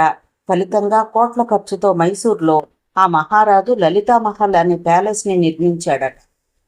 సర్వాధికారాల్ని తన గుప్పెట్లో పెట్టుకున్న ముఖ్యమంత్రి నందకిషోర్ ఆ మైసూర్ మహారాజుకేం తీసిపోడు. ఈయన తలుచుకుంటే అలాంటివే తనకు దక్కవచ్చని ఆలోచించిందామె. తెలియని వయస్సులో కేవలం ఉద్వేగానికి లోనై తన శరీరాన్ని తన పక్కింటి కుర్రాడికి అప్పగించింది. అతను అనామకుడు, అనుభవించడం చేతకాక ఆడుకున్నాడు. అలాంటి స్థితి నుంచి తన అందాల కోసం 6 కోట్ల రాష్ట్ర ప్రజలకు అధినాయకుడైన వ్యక్తి కోరుకోవడం ఆమెకు అయిష్టం కన్నా గర్వంగా ఉంది. ఆఫ్టర్ ఆల్ దిస్ బాడీ తెరగా వేస్తే పోలా ఆమె ఆలోచించింది. సరిగ్గా అదే సమయానికి షానాబాజ్ ఇంటి దగ్గర ఆగాడు రిషి. నిర్మానుష్యంగా ఉన్న ఆ వీధి చివరి వరకు వెళ్ళాడు రిషి. అతని అదృష్టం బాగుండి కుక్కలు లేవు అక్కడ. ఉండుంటే రిషి ఉనికి బయటపడేది. మంచు పొగలో ముడుచుకుని ఉన్న ఒక ఇంటి దగ్గర ఆగాడు. నలువైపులకు ఓసారి చూసి ఆ ఇంటి అరుగు మీదకెక్కాడు. అతనికి తెలుసు ఆ ఇంట్లోనే షానావాజ్ సేద తీరేదని. లోపల లైట్లు వెలుగుతున్నట్లు కిటికీలకు ఉన్న సన్నని రంధ్రాల ద్వారా గ్రహించాడు. మరో అడుగు వేసి కిటికీ దగ్గరగా వెళ్ళాడు. చుట్టుపక్కలను జాగ్రత్తగా గమనిస్తూ కిటికీ తలుపుల్ని దగ్గరగా చెబుతాడు. లోపల ఏదో సంభాషణ నడుస్తోంది. చెవులు రిక్కించాడు. ఆ అపరాత్రి వేళ షానావాజ్ ఎవరితో మాట్లాడుతున్నట్లు, అతని నైజానికి విరుద్ధంగా ఆ సమయంలో సంభాషణకు ఎందుకు దిగినట్లు? షానావాజ్ ప్రియురాలు రేవతీరామన్, ఒక తమిళ వనిత. ఆమె కంఠం వినిపించడం లేదు. మరెవరితో షానావాజ్ మాట్లాడుతున్నాడు? మరో వ్యక్తి ఆ ఇంట్లో ఉన్నాడా? ఉంటే ఒక్కసారన్నా మాట్లాడకుండా ఉంటాడా? తలకు చుట్టుకున్న మఫ్లర్ జారిపోయింది. రిషి ఒక్కసారి వణికిపోయాడు. చలికి రక్తం గడ్డకట్టుకుపోతుందా అన్నంత చలి. గజగజ వణికిపోయాడా ఎముకలు కొరికేసే చలికి. తనకు ఆ చలి భరించలేనిదిగా ఉన్నా అందుమూలంగానే ఎవరైనా బయటకు వచ్చే అవకాశం లేనందుకు ఆనందించాడు. గుసగుసలను వినాలంటే చెవులకు తిరిగి మఫ్లర్ చుట్టుకోకూడదు. చలిని పళ్ల బిగువన భరిస్తూ సర్వేంద్రియాలని షానావాజ్ మాటల్ని వినేందుకు కేంద్రీకరించాడు. రంగం సిద్ధమైంది. మనము అవకాశం ఇవ్వాలి. అది షానావాజ్ కంఠం. కొద్ది క్షణాల నిశ్శబ్దం. తిరిగి, అదే నేను చెప్పేది. మనం మన పట్టు సడలించాలి. రవ్వంత గుప్పెటను సడలించాలి. వాళ్ళు పసిగట్టగానే మూసేయాలి. తిరిగి నిశ్శబ్దం. రిషి ఓసారి పైకి చూశాడు. ఆ ఇంటికి ఒకంత దూరంలో టెలిఫోన్ స్తంభం కనిపించింది. దాని నుంచి ఒక వైరు ఆ ఇంటికేసి వచ్చింది. విషయం అర్థమైపోయింది రిషికి. షానావాజ్ ఎవరితోనో ఫోన్లో మాట్లాడుతున్నాడు. ఈ టైంలో ఎవరితో? కాంట్రాక్టర్ కిల్లర్ ఎవరనేది డిసైడ్ అయిందా? రిషి ఉలిక్కి పడ్డాడు. హైర్ చేసుకున్నారా? జాగ్రత్త. పై అండర్వరల్డ్కి చెందిన వ్యక్తులతో వ్యవహారం అంటే తమాషా కాదు. విషయం అటు ఇటు అయిందో తలకాయలు ఎగిరిపోతాయి. ఎంత దూరం? నిశ్శబ్దం. 50 కిలోమీటర్ల. ఎక్కువే. అయినా పని జరిగితే పర్వాలేదు. ఇంతకీ క్యాసెట్స్ ఏమైనా? నిశ్శబ్దం. టెన్షన్తో రిషి బిగుసుకుపోయాడు. ఓ విచిత్రమైన అనుభవం. ప్రమాదాల వెంట పరిగెత్తవలసిన డేంజరస్ ఎక్స్పీరియన్స్. స్పూప్, బిగ్ స్పూప్. ప్రమాదకరమైన పథకం. అది షానావాజ్ నోటి వెంట. నిద్రపోతున్న కొండ చిలువ మేల్కోబోతోంది. చిన్న చిన్న బక్క జీవాలు దాని వాతన పడబోతున్నాయి. అలా పని చేయవలసి రావటం రిషికి ఎక్సైటింగ్గా ఉంది. మాటలు వినిపించటం ఆగిపోయింది. ఇక ఏ క్షణంలో ఏదైనా జరగవచ్చు. ఏ నిర్భాగ్యుడైనా తన ప్రాణాలని పోగొట్టుకోవచ్చు. రిషిలో ఎప్పుడూ లేని టెన్షన్. మేనేటర్ విశృంఖల విహారానికి సిద్ధమవుతోంది. తమ డిపార్ట్మెంట్కి కావలసినంత పని. లార్జర్ డైమెన్షన్, సెన్సేషనల్ ట్విస్ట్స్ ఆరంభం కాబోతున్నాయి. షానావాజ్ గోవిందరాజులకు ఆప్తుడు. గోవిందరాజులు ముఖ్యమంత్రి నందకిషోర్కి అత్యంత విశ్వాసపాత్రుడు. నందకిషోర్ పవర్ క్రైసిస్లో ఇరుక్కుని గిలగిల్లాడుతున్నాడు. సమిధలు ఎవరో ఎందరో. ఎంతసేపు ఫోన్లో ఏమిటి? ఓ స్త్రీ కంఠం నుంచి వెలువడ్డ మాటలివి. రేవతీరామన్ కంఠం మృదువుగాను మత్తుగా ఉంది. షాన్వాజ్ ఫోన్ పెట్టేశాడా? రాష్ట్ర రాజకీయాలు విచిత్రమైన మలుపు తిరగబోతున్నాయి. ఎన్నో కిలోమీటర్లు మన కోసం సిద్ధంగా ఉన్నాయి. చాలా కాలంగా నాకు కోరిక మిగిలి ఉంది. పెద్ద hall, AC, Persian carpet flooring, వాల్స్కి నిలువెత్తు అద్దాలు. ఆ అద్దంలో మన నగ్న శరీరాలను చూసుకుంటూ సెక్స్లో పాల్గొనటం ఒక అద్భుతమైన అనుభూతి. కనుక తప్పదు. అది షాన్వాజ్ కంఠం. చేసేది నేరాలైనా, ఉన్నది క్రిమినల్ ప్రొఫెషన్ అయినా గొప్ప అభిరుచులున్నాయి షాన్వాజ్కి. చిత్రమే. మరి కొంతసేపటికి సంభాషణ వినిపించడం ఆగిపోయింది. మూల్గులు, నిట్టూర్పులు. నిశ్శబ్దానికి నిశీదికి చెమటలు పట్టించే నిట్టూర్పులు. రిషి అరుగు దిగాడు. ఇంటిని ఓసారి చుట్టి వచ్చాడు. మరి కొద్దిసేపు అక్కడే తారట్లాడాడు. కాలు దువ్వుతున్న భవిష్యత్ కథన రంగానికి ఇదే ఆరంభ స్థానం. నిఘా తప్పదు. ఓ నిర్ణయానికి వచ్చిన రిషి అక్కడి నుండి కదిలాడు. ఇంతవరకు ఆడని డ్రామాని మనం ఆడబోతున్నాం. దాన్ని రక్తి కట్టించే బాధ్యత మనందరి మీద ఉంది. ఇకపై మన మాట తీరు, ప్రవర్తన, కదలికలు, చూపులు అన్నీ మనదుకున్నట్లుగా, నియంత్రించినట్లుగానే ఉండాలి. సహజంగా కూడా ఉండాలి. 50 లక్షలు సిద్ధమయ్యాయా? నందకిషోర్ తలకి మత్తు పూర్తిగా ఎక్కినా ఒక్క మాట ఎక్కువగా అనటం లేదు. అప్పుడే గడప వరకు వచ్చిన రాగలత విజిలాని ఆ మాటల్ని విన్నది. కానీ వాటిపై ఆసక్తి కనబరచలేదు. మైకేల్ రాజు అంత మత్తులోనూ మెత్తని ఆమె అడుగుల శబ్దాన్ని పసిగట్టి ఆమెకేసి చూశాడు. సరిగ్గా అదే సమయానికి అటుకేసి చూసిన బిజిలాని చిలిపిగా కన్నుగిపుతూ తమాషాగా భుజాలు ఎగరేసింది. అప్పటి వరకు తన గుండెల్ని కప్పి ఉంచిన చీరని భుజం నుంచి ఓసారి అరవోగ్గా తీసింది. ఆమె ఎక్స్పోజింగ్ లో సన్నని బంగారు గొలుసు, పాలమీగడ లాంటి కంఠం కింది భాగం, ఆపై బరువుగా ఆమె బరువును తామే మోయలేనట్లుగా ఒకంత ఒదిగిపోయి కనిపిస్తున్న బ్రెస్ట్, ఆ కింద గోబీ మైదానం లాంటి నడుము ముందు భాగంలో మధ్యలో సుడులు తిరిగినట్లుగా కనిపిస్తున్న నాభి, దానికి వెత్తడి కిందుగా పుచ్చుళ్ళు. మైకేల్ రాజు నరాలు జివ్వున లాగినట్లుగా ఫీల్ అయ్యాడు. అప్పటి వరకు ఎలాగో నిగ్రహించుకున్న మైకేల్ రాజు సంయమనం కోల్పోయాడు. అతను వేసుకున్న సూట్ లోపలే చెమట పట్టేసింది. మరి కొంచెం సేపు ఆమెను అలాగే చూస్తూ ఏమీ చెయ్యకపోతే వెట్కి గురి కావలసిందే. ఏమీ చెయ్యలేక చల్లబడిన శరీరంలో వేడి పుట్టడం కోసం మరో అరగంట ఆగవలసిందే. శృంగార ప్రపంచానికి కేంద్ర బిందువు. She was the fantasy of the every night షట్అవుట్స్.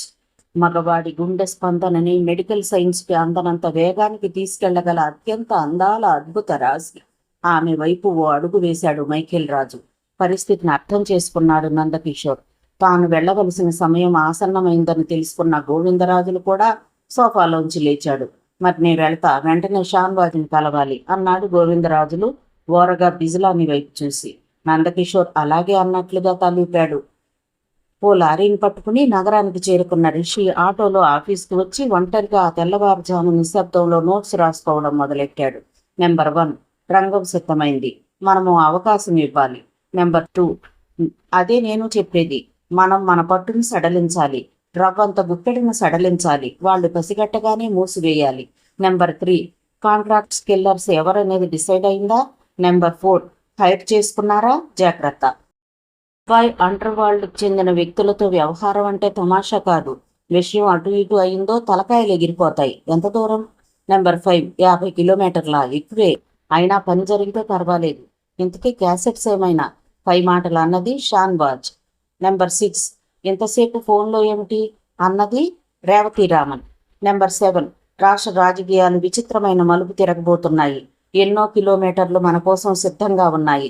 చాలా కాలంగా నాకు కోరిక మిగిలి ఉంది. పెద్ద hall, AC, Persian carpet flooring, వాల్స్కి నిలువెత్త అద్దాలు.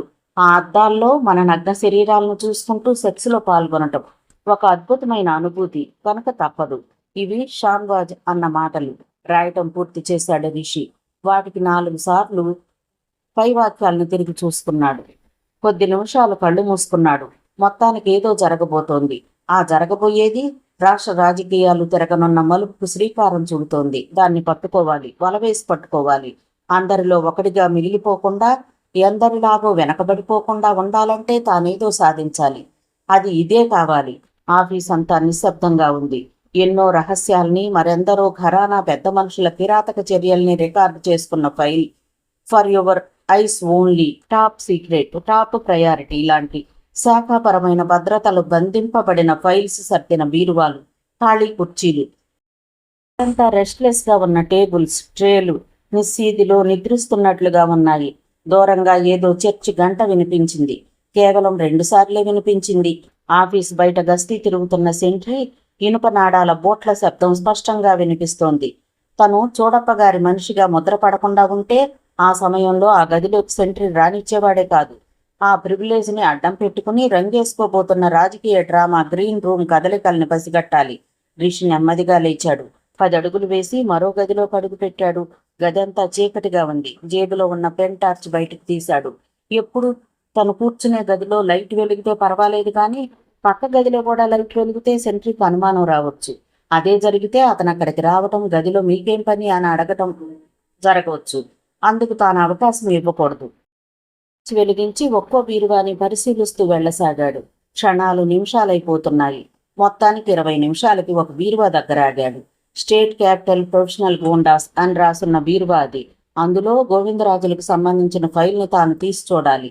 అతని మనుషులు ఎవరైంది తెలుసుకోవాలి. ఒక్క షాన్వాజ్ మీద నిఘా వేసి ప్రయోజనం లేదు. మామూలుగా పగల ఆఫీస్ అవర్స్లో కన్సర్న్డ్ ఆఫీసర్ని అడిగితే ఇవ్వకపోవచ్చు. ఇచ్చినా ఎందుకని అడగవచ్చు. తనే ఒక నిర్ధారణకు రాందే అతనికి ఏం చెప్పగలడు. పైపెచ్చి అతనికి 1,00,000 అనుమానాలు రావచ్చు. పొరపాటున అతను సీఎం మనిషి అయితే విషయం చాలా వరకు వెళ్ళొచ్చు. దాని మూలంగా సీక్రెసీ పోతుంది. డిఐజీ చూడప్ప ప్రలోభాలకు, రాజకీయ పలుకుబడికి లొంగే అధికారి కాదు. సీఎం అయినా పీఎం అయినా జంకడు. తన డ్యూటీ తను నిర్భయంగా నెరవేర్చుకుపోగల స్ట్రిక్ట్ ఆఫీసర్. అలా అని చూడప్ప గారి ద్వారా ఆ ఫైల్ని తెప్పించుకుంటే విషయం అనవసరంగా ప్రాధాన్యతను సంతరించుకుంటుంది. అది కూడా తన పరిశోధనకు అడ్డు తగలవచ్చు. కనుక తప్పైనా ఎథికల్ అయినా తన రహస్యంగానే ఆ ఫైల్స్ను తిరగేయాలి. బీరువాను లాగి చూశాడు. రాలేదు. లాక్ చేసి ఉంటుంది. కీస్ రూల్స్ ప్రకారం డిఏజీ కస్టడీలో ఉంచి వెళ్ళాలి. అంటే ఆ బీరువా కీస్ చోడప్ప గారి ఛాంబర్లో ఉండాలి. ఆ కీస్ని చోడప్ప గారికి కూడా తెలియకుండా సంగ్రహించాలి. లేదా ఆ బీరువాని దొంగతాళం చెవులతో తెరవాలి. ఎలా? ఏం చెయ్యాలి? ఆలోచిస్తూ రిషి పెంటార్చిని బీరువా పైకి తిప్పాడు. అదో చెక్క బీరువా. 2 తలుపులున్నాయి. మధ్య భాగంలో కుడివైపు తలుపు కొక్కెము ఎడమవైపు తలుపుకున్న రింగికి వేసి పైన లాక్ వేసి ఉంది. అది గాడ్రేజ్ తాళం వేలాడుతూ కనిపించింది. రిషి వాటి మీదకే టార్చ్ ఫోకస్ చేసి చూస్తున్నంతలో మెరుపులా ఒక ఆలోచన తట్టింది. కొక్కెం ఐరన్ బ్రేస్ స్క్రూస్తో తలుపుకి బిగించి ఉంది. ఆ స్క్రూను ఊడదీయగలిగితే చాలు. వెంటనే జేబులోంచి కొత్తగా వచ్చిన 10 పైసల నాణ్యాన్ని తీసి దాన్ని స్క్రూ డ్రైవర్గా ఉపయోగించి కొద్ది క్షణాల్లోనే దానికున్న 2 స్క్రూస్ని ఊడదీయగలిగాడు. దాన్ని పైకి లాగి ఎడమవైపు ఉంచి కుడి తలుపుని తెరిచాడు. ఆ పైన మెషిన్ కన్నా వేగంగా ఫైల్స్ని తిరగవేసి గోవిందరాజుల ఫైల్ను బయటకు తీశాడు. ఫ్లోర్ మీద కూర్చుని ఆ ఫైల్లో ఒక్కో పేజీని తిరగవేయసాగాడు. 10 నిమిషాలకు అతని ప్రయత్నం ఫలించింది. గోవిందరాజులకు ఆప్తుడు, అత్యంత సన్నిహితుడు, కుడి ఎడం భుజం కాకపోయినా ముఖ్యమైన మనిషి పేరు కనిపించింది. అతని ఫోటో కూడా అక్కడ అతికించి ఉంది. పేరు అలక్ నిరంజన్, వయసు 26, address 1110 gun rock enclave, Secunderabad. ఎత్తు 5 అడుగుల 10 అంగుళాలు, రంగు ఎరుపు, బరువు 75 కిలోలు.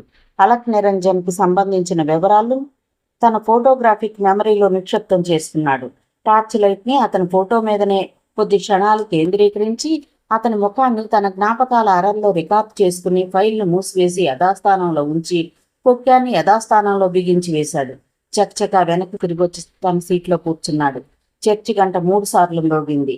ఉలిక్కిపడి లేచి నిలబడ్డాడు రిషి. ఏం కావాలో కోరుకో. తెల్లవారుజాము 3 గంటలకు బాగా అలిసిపోయి రాగలత బిజిలాని పక్కన సేదదీరుతూ అన్నాడు నందకిషోర్. మీ ఇష్టం ఏదైనా, నందకిషోర్లోకి ఒదిగిపోతూ అన్నదామె. సిటీలో రోడ్లు వేసే కాంట్రాక్ట్ ఇప్పిస్తాను, మేనేజ్ చేసుకోగలవా? నాకేం మిగులుతుంది అందులో? రోడ్లేస్తే మిగలదు. నిజమే, రోడ్లు ఎవరేమన్నారు? పేపర్ మీద వేస్తానంతే, తాపీగా అన్నాడు నందకిషోర్. బిజిలాని నవ్వింది. కానీ అంతా మీరు పదవిలో ఎక్కువ కాలం ఉండరేమో అని అంటున్నారు, సందేహంగా అందామె. ఈసారి నందకిషోర్ నవ్వాడు. అందరూ అనుకునేదాన్నే కాకుండా చేయటమే కదా నాకు సరదా. మీరుండాలని నేను కోరుకుంటున్నాను. నాకు సినిమాలో హీరోయిన్గా వేషం ఇప్పించగలరా? అతని గుండెల మీద వెంట్రుకలతో ఆడుకుంటూ గోముగా అడిగిందామె. మొన్న పెద్ద ప్రొడ్యూసర్ ఒక ఫ్యాక్టరీ లైసెన్స్ కోసం వచ్చాడు. అతను తీయబోయే సినిమాలో ఇప్పిస్తాలే. నీకేం తక్కువ? అసలు నీలాంటి హీరోయిన్ దొరకటం అతని అదృష్టం, ఆవులిస్తూ నిద్రలోకి జారుకుంటూ అన్నాడు నందకిషోర్. ఆమె లేచి బట్టలు కట్టుకుంది. సీఎంట్ ఇంకా రాలేదు. తెల్లవారుజామున మెలకు వచ్చిన చోడప్ప భార్య భర్తను పిలుపుతూ అడిగింది. ఆయన మత్తుగా మరో పక్క కోరుగుతూ, ఇంకా నీకు మా డిపార్ట్మెంట్ సంగతి బోధపడలేదే. తానేదో పని మీద రెస్ట్లెస్గా తిరుగుతున్నాడు. కుర్రాడు తెలివి కలిగినవాడు, మంచి చురుకైనవాడు. ఏదో స్క్రూప్ని డిగ్ చేసే ప్రయత్నంలో ఉన్నాడు. అలాంటివి చేశాం కదా హీరో. ప్రమోషన్ నేను అందుకే చూసి చూడనట్లుగా ఉంటున్నాను. వయసులో ఉన్నవాడు బాగా కష్టపడాలి, పైకి రావాలి. నువ్వు పడుకో అన్నాడు చోడప్ప ఆవులిస్తూ. నిజమే అనుకోండి, కానీ పాపం అవంతి కళ్ళల్లో ఒత్తులు వేసుకుని ఎదురు చూస్తూ ఉంటుంది. అదే నా బాధ. ఆమె మాటలు పూర్తవుతూనే చోడప్ప లేచి కూర్చున్నాడు బెడ్ మీద. కొద్ది క్షణాల తర్వాత బెడ్ దిగి తలుపు తీసుకుని వెళ్లి అవంతి రూమ్ ముందాగాడు. ఆ గది తలుపులు దగ్గరగా వేసున్నాయి. లోపల ఇంకా లైట్ వెలుగుతోంది. ఆయనకొక్క క్షణం బాగా అనిపించింది. చిన్నగా తలుపు నెట్టి చూశాడు. అవంతి కుర్చీలో కూర్చుని టేబుల్ మీద తల వాల్చుకుని నిద్రపోతూ కనిపించింది. శబ్దం కాకుండా లోపలికి నడిచాడు. ఆమె రవ్వంత కూడా కదల్లేదు. గాఢ నిద్రలో ఉందని అర్థం చేసుకుని అంతరాయం కలిగించడం ఇష్టం లేక తిరిగి వెనక్కొచ్చి తలుపులు దగ్గరగా వేశాడు. ఎప్పుడో తెల్లవారుతుండగా ఇంటికి చేరుకున్న రిషి పిల్లిలా లోపలికి ప్రవేశించి నిద్రలోకి జారుకున్నాడు. గోవిందరాజులకు ఎదురుగా షాన్వాజ్, అలక్ నిరంజన్ కూర్చొని ఉన్నారు.